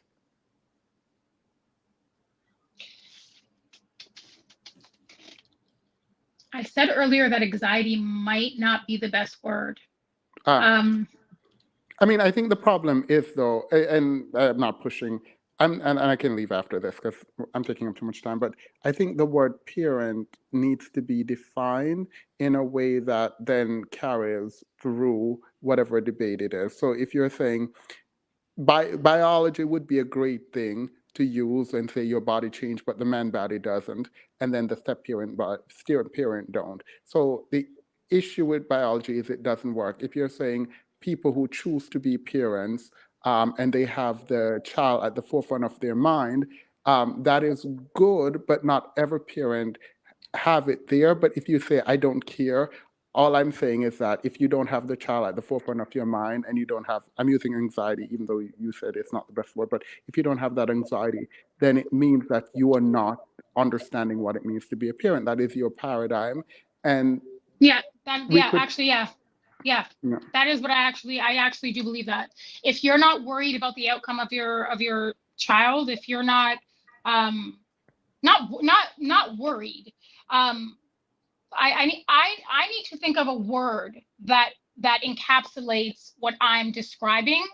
And part of like being a parent is sometimes there are no words that can accurately or intellectually describe or define the action. But I do believe that, yeah, if you don't if you don't have that sort of that visceral in your gut, then yeah, I don't think that you know what it means. all right, well, go back to the debate. I'm going to leave now. Thank you, Sin. Hey, but thank you for being here. Bye. In my mind, you didn't describe that as being I able love to you, Sin. Hi, Sin. And Themis, come to Canada so we could do a reality TV show. You didn't describe that as understanding to be a parent. You described that as being a parent. So you believe those people absent that wouldn't be parents are not considered parents. No, that they wouldn't understand what it means to be one. That was in your was that not in your definition of parent? What? The anxiety specifically. So we're talking about people who are absent that anxiety, can't understand what it means to be a parent. But you described that anxiety as part of being a parent, not just being able to understand being a parent. So to you, those people without that wouldn't be parents. Part of being a parent is understanding that anxiety. Like it's understanding it, it's accepting it. It's always going to kind of be there. You're sort of singularly not motivated, but compelled by it. And you're compelled by it through the love that you have for your child and the responsibility that you're choosing to take on. But yeah, I don't like the word anxiety. But again, when it comes to being a parent, when it comes to accepting a responsibility for a accepting the responsibility to mold a human being. Yeah, I need to think of a better word. Okay, we're going to quickly go through the super chats. Welcome again, Cynthia. Hello, Cynthia G. Check your DMs. We missed a lot. Hey Ohaji said, it's very clear most of the people here are childless and arrogant. AF. To keep saying you know what it is to experience parenthood when you've never been one is borderline insane. Debating this with a non-parent is pointless. I agree, and I love you, and I'm happy to see you. And I agree. The reason that it's difficult, Petty, is because it transcends cognitive and intellectual understanding. You can understand something, and like we already talked about that. But yeah, I think that part of being a parent is the intellectual component, the cognitive component, the emotional component, the physiological component. It's all of these things sort of working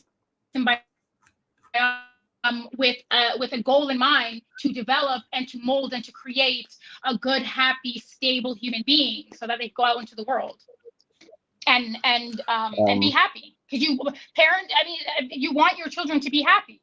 And that's the way that you do it. That's fine, but at this point, we're at an extremely far away definition of parent from in my mind, any practical use at all. I think that you will remember that initially when we started this conversation, I told you that I didn't even like the word understand, because that I feel like that it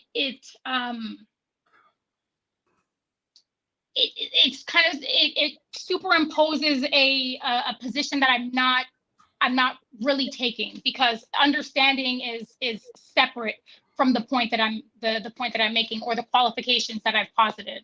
So I told you at the beginning, I said I don't know if understand is the right word, but like for the sake of brevity, so we can continue with the thing, yeah, we'll keep going. Chanel says, I asked my mother, 3 children, if she says child-free people can have a general understanding, but what they don't understand is how parents constantly have to consider another person's well-being 24/7. So yes and no. I disagree. I think you can have parents, for example, that you take care of. Right. But first of all, thank you for the super chat. Your mom is 100% right. Again, you can understand something in theory. You can understand. Oh, well, I didn't kick her off. She don't get to finish. Excellent. Love it. Mocha Mommy, it takes a village. Even if you think you are not raising a child, you are, even in your absence. As we wait for Annalicia connection problems to resolve. I definitely did not remove her. I did not. Hey Ohaji says, a childless psychologist may know some things based on research, but that doesn't mean they know every in and out of experiencing parenthood. I think Annalicia would I don't think she would disagree with that. Yeah, and I don't, because I think you can generally, of course. Concerned, should my single person taxes pay then? I don't know what this was regarding, but yes, they should. Make sure you're all becoming members, donating to the super chat and the everything like that. Yeah, to the theme of Synth Fun. Hey Ohaji says, going through the changes over 20 years to see your child to their college graduation is not the same as teaching your dog a new trick. Disagree. I just feel like y'all don't understand the effort, the time put into teaching a dog to flip. Y'all actually don't. That concerns me. Are you seriously comparing leaving a 4-year-old child home to leaving a 4-year-old dog home? What is happening right now? No, I'm comparing leaving a dog home in the way that Kenny described, where you simply leave the dog and they have the food there, comparable to being maybe like a preteen child in any Black household that I know of. Welcome again, Cynthia. Nakia says, I understand parenthood so much that I refuse to be a parent. Agreed. In Concern says, can Black women understand or judge Black men's experience when they don't live the same chemistry or circumstance? What is the value of the distinction? Welcome back. Have you resolved the internet? Slap yourself. It wasn't internet. Okay, what's the question? Can Black women understand or judge Black men's experience when they don't live the same chemistry or circumstance? What is the value of the distinction?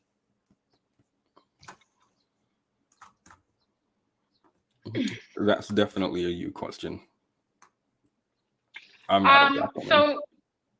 So I don't think that we can judge their experiences. Well, we can judge. Listen, humans are going to judge. Humans are going to human. Whether or not judging something that you don't understand is a valuable or smart position to have is, I guess, a different conversation. But there are elements of Black men's like abject degeneracy that that Black women can't identify with because we don't have testosterone pumping through our veins, right? Yeah, but how can you judge what you don't understand? Because you can judge the outcome. Oh, I thought you were in disagreement earlier when we spoke about child-free people out here prescribing advice and opinions towards people with children. I don't think that it's the same thing, but I don't think that they're analogous, but I mean, I understand what she's saying. And I love you, Concerned. Nakia, thank you, Concerned. Nakia says, all this antagonism towards the child-free folk. Y'all yell too loudly about community and village to be having that attitude. I agree, but I also don't know that child-free people are out here trying to help other people with their kids either, if I'm being honest with myself. I thought that I was cynical. I think you have a very bleak, worldview. You're very cynical, eh? About this specifically? Like about Black people in general. When the definition of parent is to be a father or a mother. If you want to get a little more complex and go to Miriam, it's like a person who brings up and cares for another. I think that's something you can understand externally, both from a logical perspective and from a practical perspective. When you start defining parenthood as the spiritual connection that every parent is inherently granted with, but it's not necessarily by virtue of biology. I did not say any of that. With the child in the mind and understanding the fear of the state. No. Shut the hell up. I didn't say any of that. When you define parenting like that, I mean, sure. Right, because why would defining a role or a definition, how complicated and complex are children and raising them? Of course, the definition of, or not the working definition, but of course the way that we internalize or interpret these things, it's going to be complex. Children are not. You don't give them water and put them in the sun and then they grow and you're good. Then I understand. Everybody is a parent. Oprah Sal, you're a parent. You know what it means. You know what it's like. Yeah, no, I understand. Parent is like exclusive to the spiritual. I never said anything about spirituality. Knowing the underlying fear and stakes that is highly unparalleled by any other thing, and it's something that you can't feel unless you're in a position with that child, and living your life for the child with the child in mind. Like when you're defining parent as like paragraphs of something, that's definitely not the definition of parent. Sure. Right, and again, oh my, the fact that you can only operate from the textbook definition, that tells me that you're not a parent, because being a parent, there's more that goes into being a parent. I'm not saying that I have to operate. There's more that goes into being a parent than the way that it is defined by Webster. Okay, that's number one. Number two, semantically, sure. No, not semantically. In practicality, in reality. What do you? It's not. This is not semantics. And this is why I'm so frustrated. It's like, people who don't have kids, they wanna live and die on the semantic hill. Well, this is the textbook definition. Well, the book said that this is how you parent. Wait, so you're defining it now as people who have. You're defining it now as. You're defining it now as people who. Bam. You're defining it now as people who have kids and not the other definition where it's like living the life for the child with the child in mind, understanding the underlying fear in the states that are highly unparalleled by any other thing and something that you can't feel until you're in position with that child. Because if you move to that definition, then I'm going to say that not everybody who has a child agrees with you and some would agree with me. It is an unparalleled journey. It is an unparalleled experience. It is an unparalleled stake. Yes. Even that I think is subjective. And even the sacrifices that you have to make are unparalleled. There's nothing analogous to being a parent but being a parent. Everything else is interchangeable. Everything else can move in or move out. I don't care. Everything else in life is transient. Friends, I don't care. Jobs, education, whatever it is. Not that. The stakes are too high. Not parenting. No, not your child. No, sorry. Yes, when we move out of the definition of the word parent, or I know, we have to stick to the definition because that's what we have to do because we have to intellectually and it's cognitively that's the definition. Yeah, like why use definitions? Why use definitions for words? That actually doesn't make sense. Now that you say it like that, I understand. Let me ask you a question. Where in the definition does it say that being a parent entails it doesn't. You added that. No. I'm asking you a question. Does it say, a part of the definition, does it say a child is going to pee in your mouth when you change their diaper or they're going to vomit on you when they're sick? Is that a part of the definition? Do you think that's a part of being a parent? Answer the question. I'm asking, do you think if that's a part of being a parent? No, this is you. You want to live and die by... No, because now it feels like you're saying I'm not a parent unless my child pees in my mouth. We're living and dying by the definition. What is the definition? Does it say poo will be your purview? Vomit and excrements will be your purview. Does it say you will get urine in your mouth when you... What does it say? Being a parent? Yeah. A person who brings up and cares for another. Right. So yeah, all of that would be. So you're telling me that the experience. So maybe the experience is a little bit more complex and dynamic than the definition. Is that it? Not for everybody, no. I don't think you necessarily need all that complex stuff. Okay, now I'm done. And now I feel like I'm being trolled. I'm being trolled, and I'm done. Like, okay, the fact that there are children who aren't vomiting and boo-booing all up their back, that's not what makes you a parent, is it? Clearly, there are parents who don't have a child doing that thing. If you are a parent, you are going to be covered in excrement at one point or another. Sorry, you are.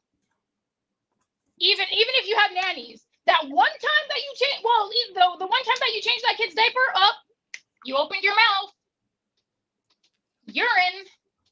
So if we're living and dying by the definition, then I don't know who it applies to then. Okay. Let me remove this comment from the screen. We have 7 minutes left. The link is in the... Oh, here they come. The link is in the comments for anyone who wants to come and drag. I'm going to give y'all 30 seconds each. So make sure you have yourselves together. And I see Kenny and Z still in the back, so we can go to them last since they've been up already. Concerned, you can address either of us. You have 30 seconds. So I think it is interesting that we are seeing it parenting as like this one standard experience. Granted, peeing and pooping is every child, but everybody's experience, every child is different. And so I think that we could think about it in terms of the parts of being a parent, right? Like there's the grossness, there's also the education, there's also the planning, all of the above. I think that because parenting is such it's a description of an experience that's unique to everybody. I want to posit that maybe we shouldn't just see parenting in such a general way, and it would be more functional to think about the different aspects of parenting and the input people could have on that, because people have had to, for example, watched a child before. Granted, they don't watch the child 24/7, but there are some nannies who see the child more than the biological parent. That doesn't mean they have the same hormones going through them, but I think that because we're using parenting in such a general way, it's really hard to have this conversation. Yeah. Right, but that's why I said that, like in the beginning, I said that maybe there was a problem with the question in and of itself, because so much of this argument is predicated on things that are beyond the definition, that the definition does not encapsulate, that the definition does not even attempt to go into or define in a practical way. But if he's going to live and die with the definition of Wait, what a parent who posed is. the question? Who posed the question, formulated the question, typed out the question? No, but I'm talking about when we actually had the conversation and you asked me, you said, okay, is it understand? And I said, I don't think understand is the right word, but again, for the sake of moving along, we kept it moving. But at the end of the day, so much of this conversation is predicated on intangibles, and it's predicated on a subjective component that honestly, people who don't have kids are not even conscious that there is that component that exists. They're not even conscious of it. That's why they can come up here. That's why they have the hubris to say the things that they say. They're not even conscious of it. It's actually very interesting. But I mean, I hear what you're saying. What I want to posit is that there's not, it's so, I don't know all of the people's intention. I can say that my pushback is about the generalization, because parenting as a concept over the course of raising a child, right? You can think about functionally raising a child. It takes a village to raise a child. That's an anecdote that's very real for most children. No, but I made that distinction. I said that there's parenting in theory, there's parenting in practice, there's material. Like I feel like we've made all of these distinctions in the beginning, and where I believe the disconnect lies is the intangibles. It's that conscious sort of understanding of what's at stake here. Totally. And I mean, I think you can sympathizing and empathizing with a concept is two different things. Like, right, but if you haven't been in that situation. I'm so sorry, concerned. I'm so sorry. I'm cutting you off. I'm going to mute myself. Sympathy is a cognitive. I want to pause and say that you are goading our caller over her. No, I know. I'm going to be done after this. I love concerned. I just wanted to say that empathy is the physiological experience, and sympathy is a cognitive one. So again, that's where we're missing each other, because understanding is the cognitive intellectual component, which again, you need all of these components if you want to parent effectively, but that's not all that there is. And if that and that's why Petty and I I'm never going to concede. I'm never going to bend the knee, none of that. But I already did make those distinctions concerned when we started the conversation about functionally being a parent, materially being a parent, theoretically being a parent, practically being a parent. We already discussed all of those things. But it's the nuance. It's the nuance that I think is, he's not even conscious of how important the nuance is, because when you don't have kids, you don't have to worry. You don't have to worry about what goes into it. You don't have them. Why? Like, what? Well, yeah, but you're. Go ahead. Concern, I'll let you wrap up. Actually, I won't respond at all. Anna, you can't respond either. Well, I mean, that's no fun. But okay, so the point that but I think that sympathizing is enough to have child-free people be able to join the conversation, because I don't physically or spiritually experience the day-to-day doesn't mean that I can't sympathize enough to be able to hold a conversation about parenting as a subject, because I mean, parenting is not, and this is in the utmost respect for parenting. Parenting is not something everybody does, but everyone has been parented. right? It's such a universal experience, and we've been parented by so many people that it's one of those things that, though I understand parents, can empathize with each other, there's a certain amount, there's enough data in general for us to be able to have a conversation about parenting respectfully as sympathizers, because there's just so much that people from other vantage points experience in the parenting dynamic that are valid. Can I just say, and I love you, Concerned, Nope. and that is that. Nope. Thank you, Concerned. Petty, stop. Petty LaBelle. I'm responding to her. I have a time constraint. You don't get to respond. We are here to take the abuse. We will not respond to it.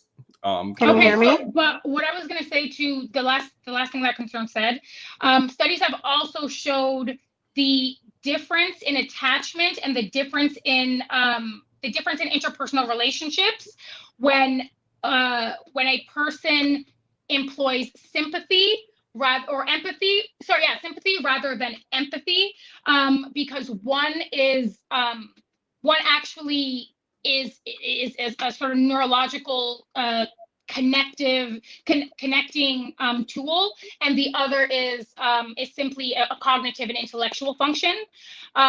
So even in relationships, if you don't have the empathy because you don't have the experience, there's still going to be a deficit in the relationship, and kids everyone's going to feel it. There's a difference between sympathy and empathy. I understand sympathy it's a great emotion. It's great to have and to understand and to employ. But being able to empathize is a physiological experience, not a cognitive one. Petty LaBelle, welcome on the super chat. Parents understand. Hi, can you hear me? Yes, 1 second. Okay. Parents understand parenthood subjectivity, and child-free people understand parenthood more objectively. Subjectively, and child-free people understand parenthood more objectively. Both viewpoints are valuable. Thank you, Lady Danbury. Petty LaBelle. Okay.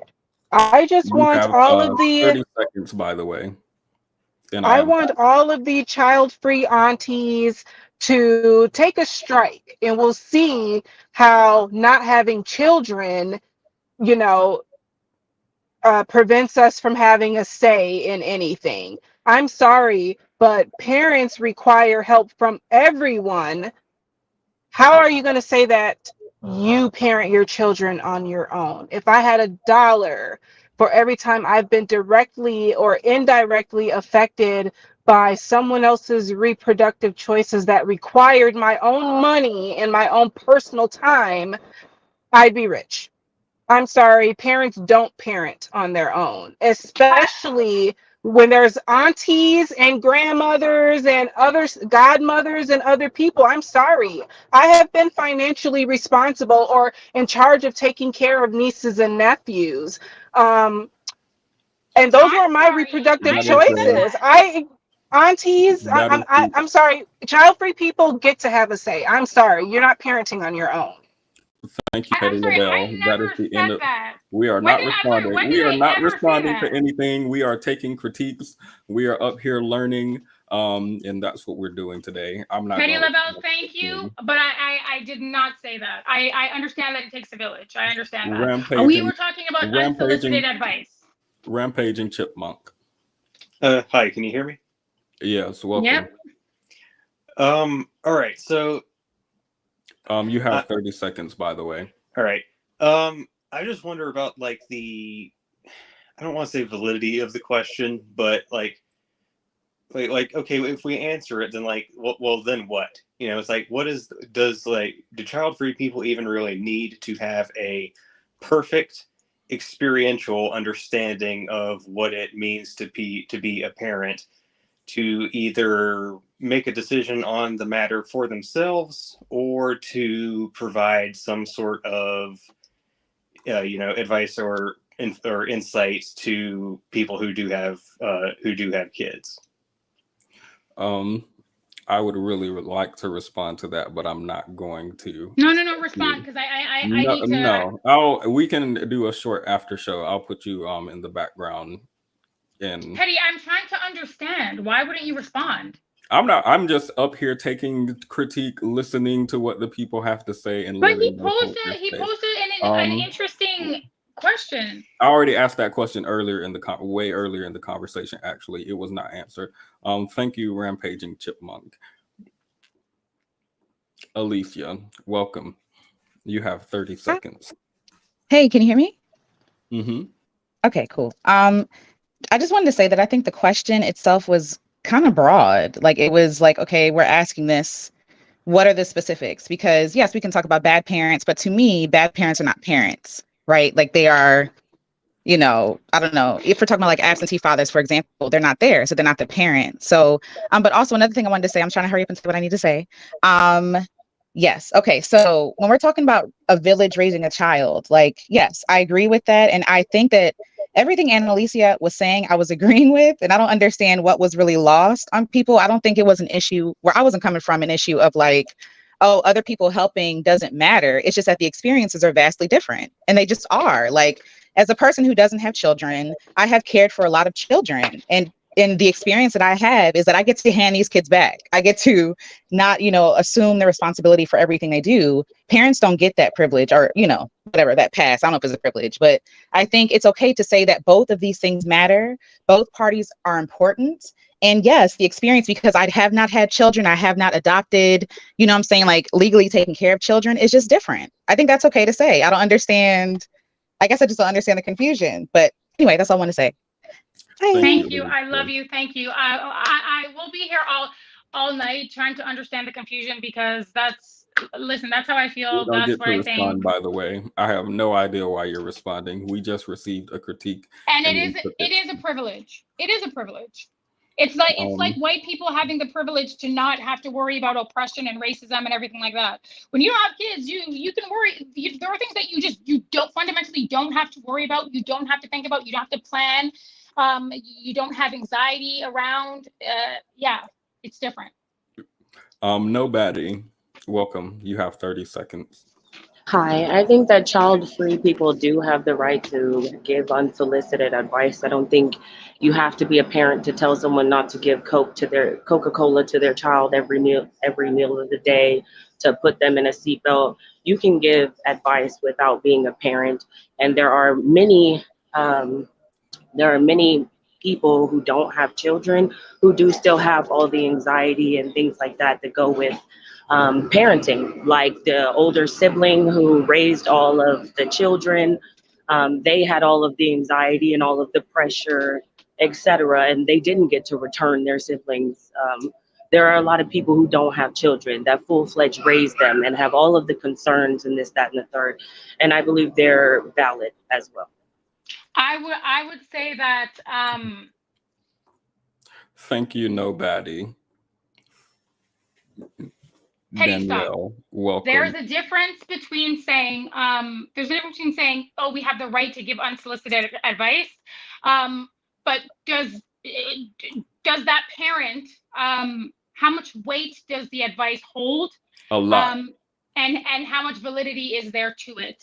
I think that would be the question. Child-free opinions have more weight than people with children's opinions on having children. Welcome, right. Danielle. Slap yourself with both. 30 seconds. Slap yourself with both hands if you think that. You have 30 seconds, Danielle. Welcome. Hi, thank you. This is coming from a parent. I'm a parent of 3. And what I will say is, while just speaking for myself, yes, sometimes the unsolicited advice can come off as judgmental. I myself do value it at times, but overall, being a parent, I say that if you do not have children, you just do not have the right to offer your unsolicited advice. Not everyone is like me. Not everyone is nice. Not everyone is calm. I mean, you give the wrong unsolicited advice to some people and you might just get your head bit off. So you just have to be very careful with that. And overall, if you don't have kids, you really can't speak on that subject unless you have given birth or maybe adopted a child and you are in control of that child, you're parenting that child. It's a lot different than what people would think. I mean, before I had children, I knew that I didn't know anything, so I just didn't say anything. I was just a babysitter or a cousin, watching after my little cousins, but I didn't give any advice because what do I know? And I don't have children. I don't know what that parent is going through. I have no clue. But that's my opinion. That's just my opinion. Thank you. Thank you. Thank you. So I just want to say something. Danielle's correct. What part of we're not responding to the critiques or the advice do you not understand? Because I feel like I've said that multiple times. And yet you still ask and I still talk. So I think that part of the reason that what Danielle is saying is so important is because part of being a parent is knowing your child. And who knows your child outside of professionals, outside of and even professionals, they only understand a very narrow they have a very narrow window into a child's life. It might be the medical history, the academic history, things like that. But a parent has a very intimate, individual, and unique experience, relationship, and understanding, intimate knowledge of that child. No one knows that child better than their parent. So that's why it's difficult. That's why you kind of have to weigh the validity of advice given from people who are not in that sort of situation, especially when it's unsolicited, because it can potentially be harmful. I've seen many cases in shelters where they listen to friends or they listen to this, they listen to that, but the well-meaning friend doesn't know.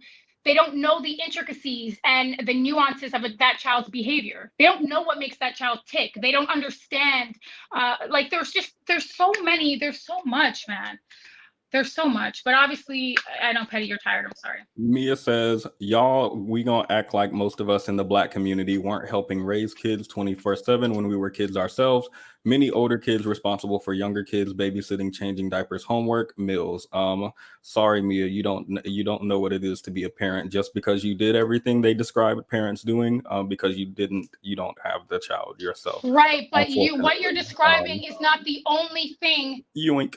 Nakia, parents understand their children. That is not Teachers the only. are the parents. That is not the only That's not the only thing that defines parenthood. That's the problem. It's much more nuanced than that. Yeah, we have to define parenthood. Wait, let me pull up the definition again. We have to specifically define it as living life for the child with the child in mind, underlying fear, the state so highly unparalleled by any other. Yes, I recall the very long definition of parent. That's definitely not the definition of parent that y'all gave me. Yes, I recall. Nikia says, parents understand their children. Teachers are the parents. The pandemic showed parents didn't know what to do with their own children and didn't want to be bothered. No, the pandemic showed that parents were overwhelmed trying to balance work and home life, because those two relatively separate worlds amalgamated. That's what it showed. It showed that mothers specifically were overwhelmed with having to work at home and rear children at home and be teachers at home, because it doesn't work like that. Mia says it holds weight because as secondary parents and older kids, we saw all the younger kids do things our parents didn't see or know about. We guided them out of those situations to be better people. So they would be considered able to understand parent by your definition, or no? Sorry? They would be able to understand parenthood by your definition, or no? What definition? What are you talking about? By your definition of parenthood, would the person in Mia's definition, who's like the older kid in the house, who's essentially taking care of the child, they wouldn't understand parenthood? I think that they would have an understanding of some elements, with respect to parenting, but are they working to put that kid through college? Are they helping them with a down payment for their home or a wedding?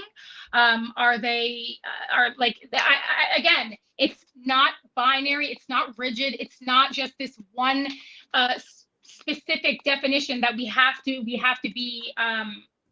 like tethered to. There's so much more that goes into it, and the fact that you guys are like, oh, look, they're doing this. No, well, it just they feels know, right? it feels They know. weird because that I'm just tells asking me you. that you I'm think asking that you because for. you have kids. I'm asking you for a definition of parenthood, and it feels like parenthood is any and everything, and it's whatever any parent wants it to be, as long as they're an involved parent. But then, like, that wouldn't No, like that. actually, I said that To me, there's been nothing to specify what inherently makes this something only a parent can understand, aside from the weird spiritual connection and anxiety that was described. That I know. Right. Well, and like I said, that is my position. I'm not changing my position with respect to the how high the stakes are and how much that affects parents and their goals in life and their journey and how they navigate in the world. I'm not going to divorce those two concepts. They can't be. And also, can we make a distinction between parenting and helping? I'm helping you. I've been asking you to make the distinction. Y'all haven't made a very clear or defined. Oh Y'all my haven't God, made a very. rewind it. No one has made a very clear or defined distinction based on the definitions that I've gotten today. Right. The child It's not who's in clear the because home with an investment in the child, who's not the parent of the child, would be considered able to understand the parenthood. But you're saying they're not able to. But you're not making a distinction between why. Aside from the one distinction that was made earlier regarding the spiritual anxiety. I did not say spiritual. Listen, I'm not going to say it again. You agreed with me. Petty, I'm done. No, I'm done with this conversation, Petty. The reason that you feel the question has not been efficiently answered is because it falls outside of the Webster definition of what it means to be a parent. No, that's not why. That's not why. Because that is why. You defined it. When Themis came on, you defined parenthood in a very specific way. The way that you defined it can be applied to the child who's in the home, taking care of the child that's not theirs, that might be their parent's child or whoever. I'm asking you why that person is not considered a parent, and there's like not a clear distinction. And I feel like it's been that way for a good bit of the conversation. So I'm still not understanding what's the distinction. But I'm going to play the after show thing, and we can have a short after show.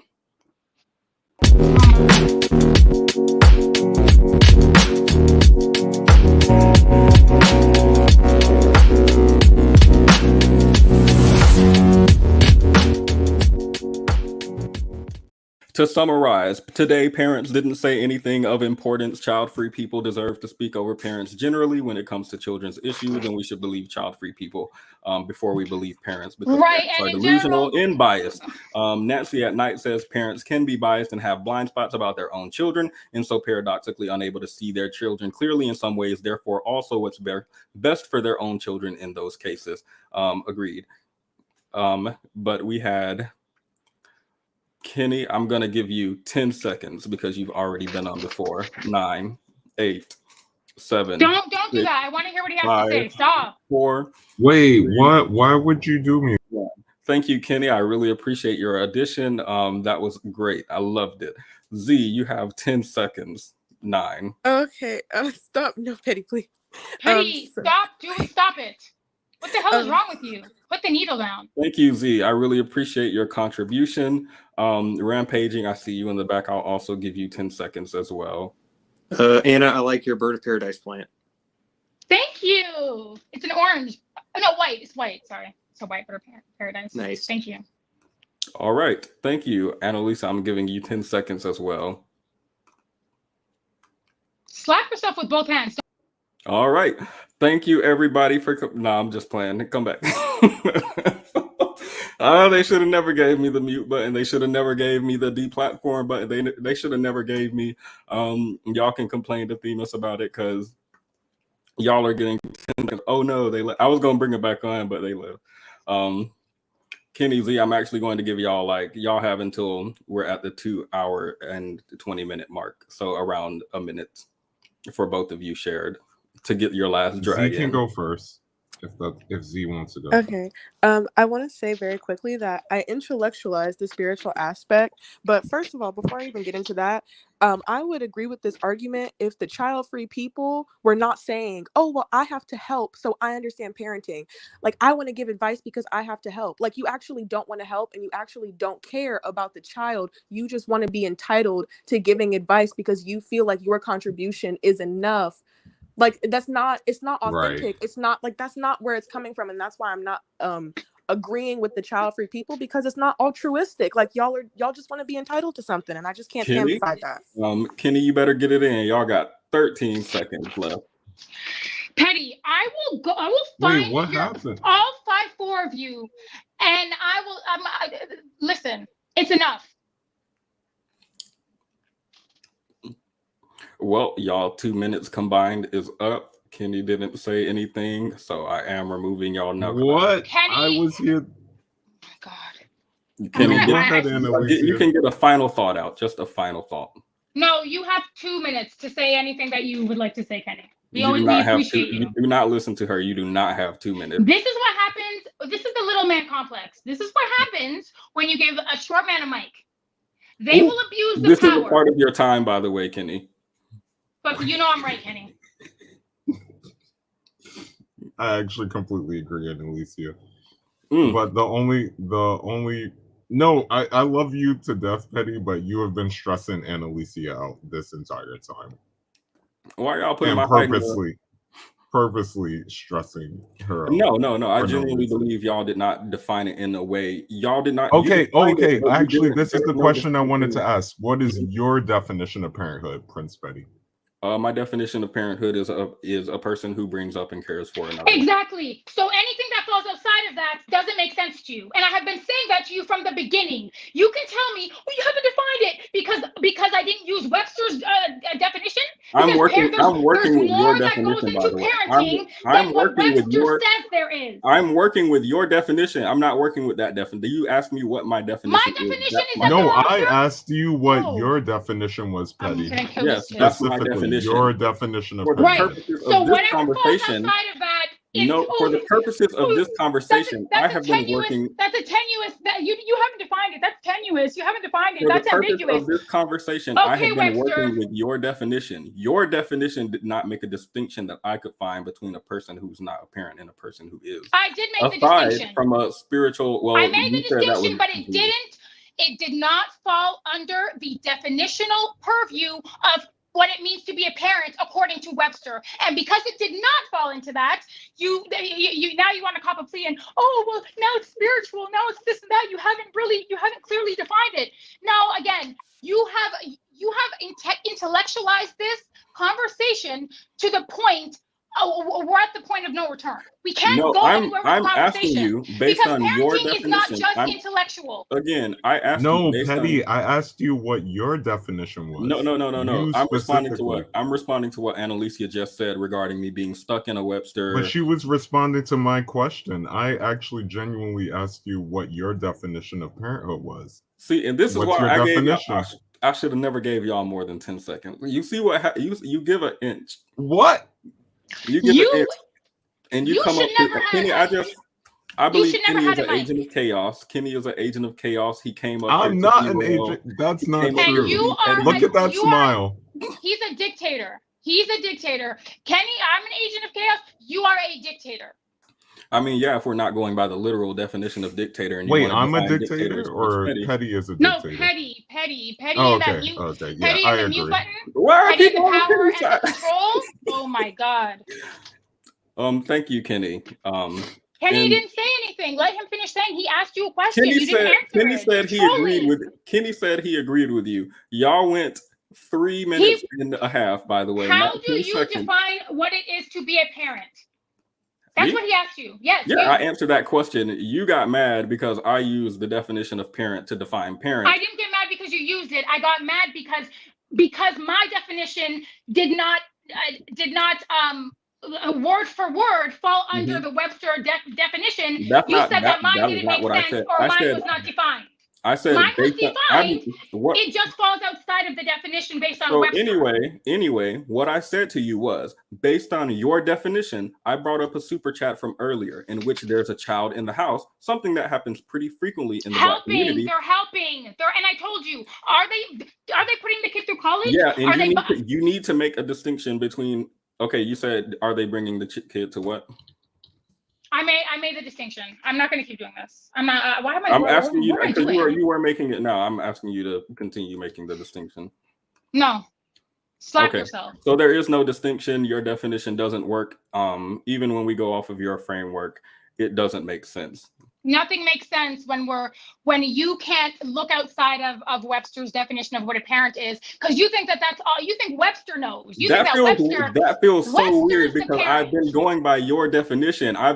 We haven't used Webster's definition one time during this conversation, except when Kenny asked me to define what I think a parent is. So it feels like I've already been going off of your definition for the entire life.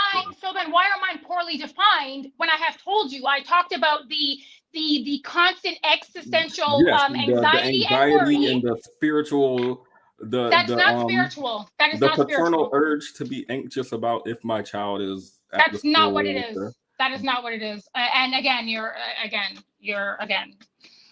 non-parents are gonna non-parent.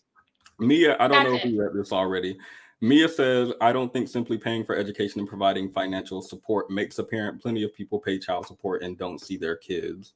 Right, and I don't think that helping out with the kids or bringing them to school is the only thing that makes you a parent either. Okay, and Giggles is going to be our final super chat with $50. I don't even have, look, if y'all saw my bank account, $50 is a lot of money to me, so thank you. Heard a white woman repeatedly telling her biracial toddler he's stupid.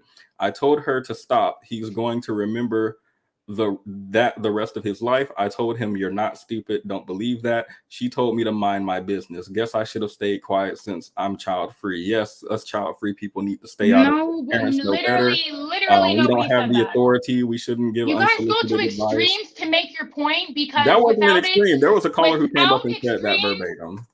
No, because any human being is going to, if they see a child is being abused, any human being is going to intervene. That's not the same thing as not fully understanding a situation and imposing yourself on it by giving unsolicited advice.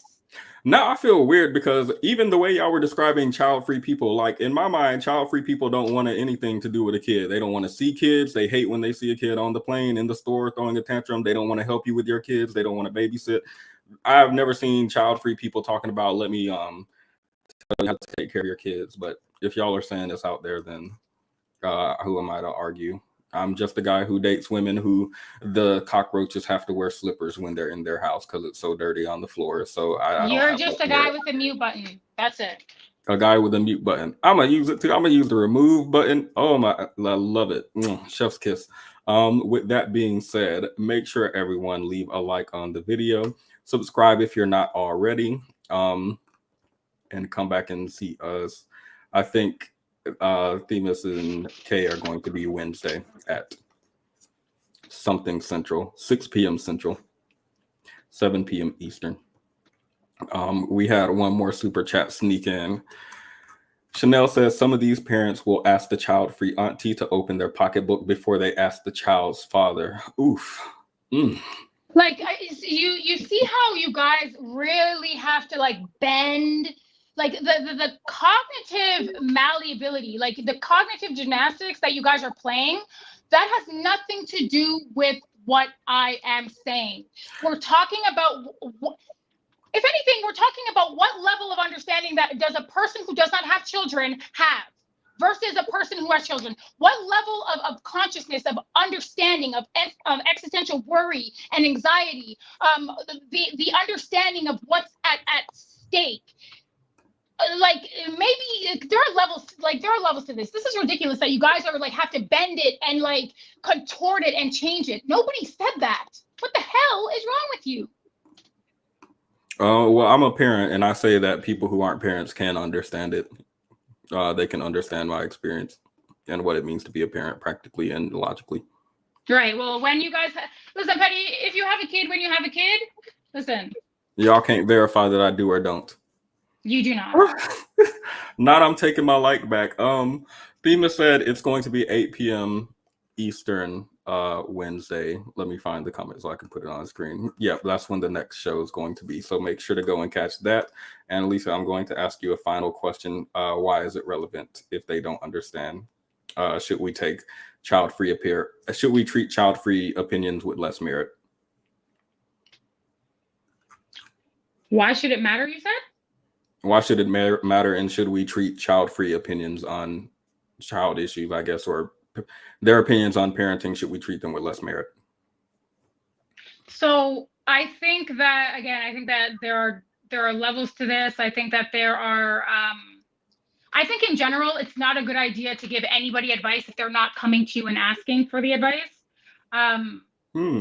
Like in general, that's kind of my belief system. But I think that obviously, if you see a child that is being abused, you don't have to be a parent to care that to be affected by witnessing a child being abused or verbally abused or whatever it is. I don't take umbrage with that. That's never been the problem. But because a person does that mean that they understand what it means to be a parent? No, I don't think that it does. I think that there's so much more that goes into it. And part of the problem, even though I did define it, I used concepts, I used different ideological frameworks. But part of the reason is it's a visceral and intangible definition. Maya 96, y'all are sneaking in these super chats at the end. Maya says, some of us work in the healthcare industry and have to take care of sick patients. You don't have to be a parent to understand the anxiety of taking care of a person. Right, but the anxiety, it starts and stops somewhere for those people, right? Typically you're going to be worried about that person, or the feeling will come and go, but you're not going to structure your entire life around that person that you don't know, that you're not related to, and their outcome and their life, their pain and their suffering. You're not going to structure your life that way. You're not going to navigate the world through that experience, because there's no connection to that experience. And you have a job, you're getting paid, you go home, you can ruminate about it, you can cry about it, you have empathy or sympathy, and you feel bad. I understand, but there is a difference.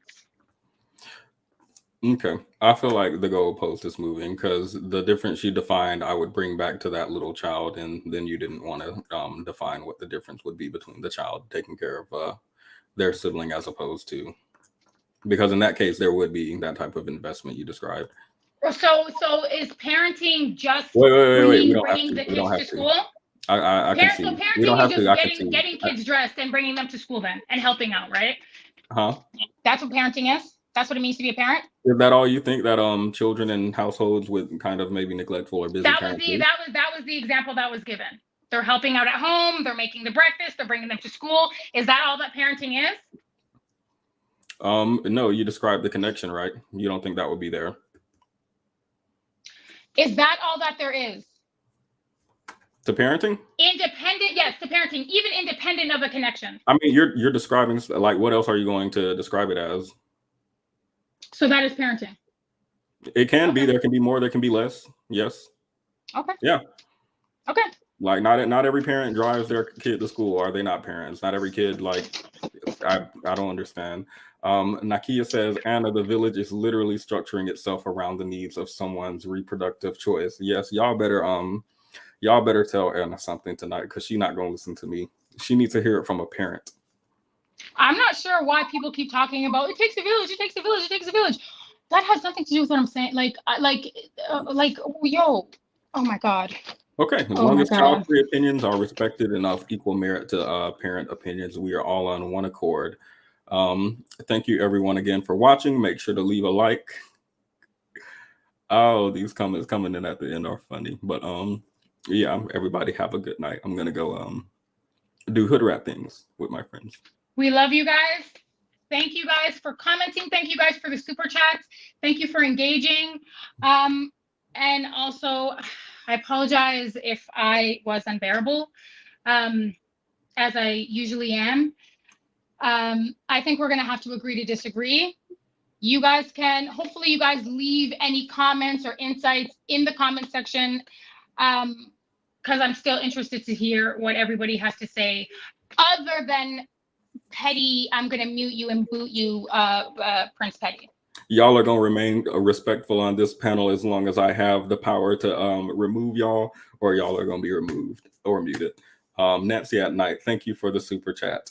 The village doesn't clock out either. We're gonna end on that. You don't get to respond. Thank you everyone and good night.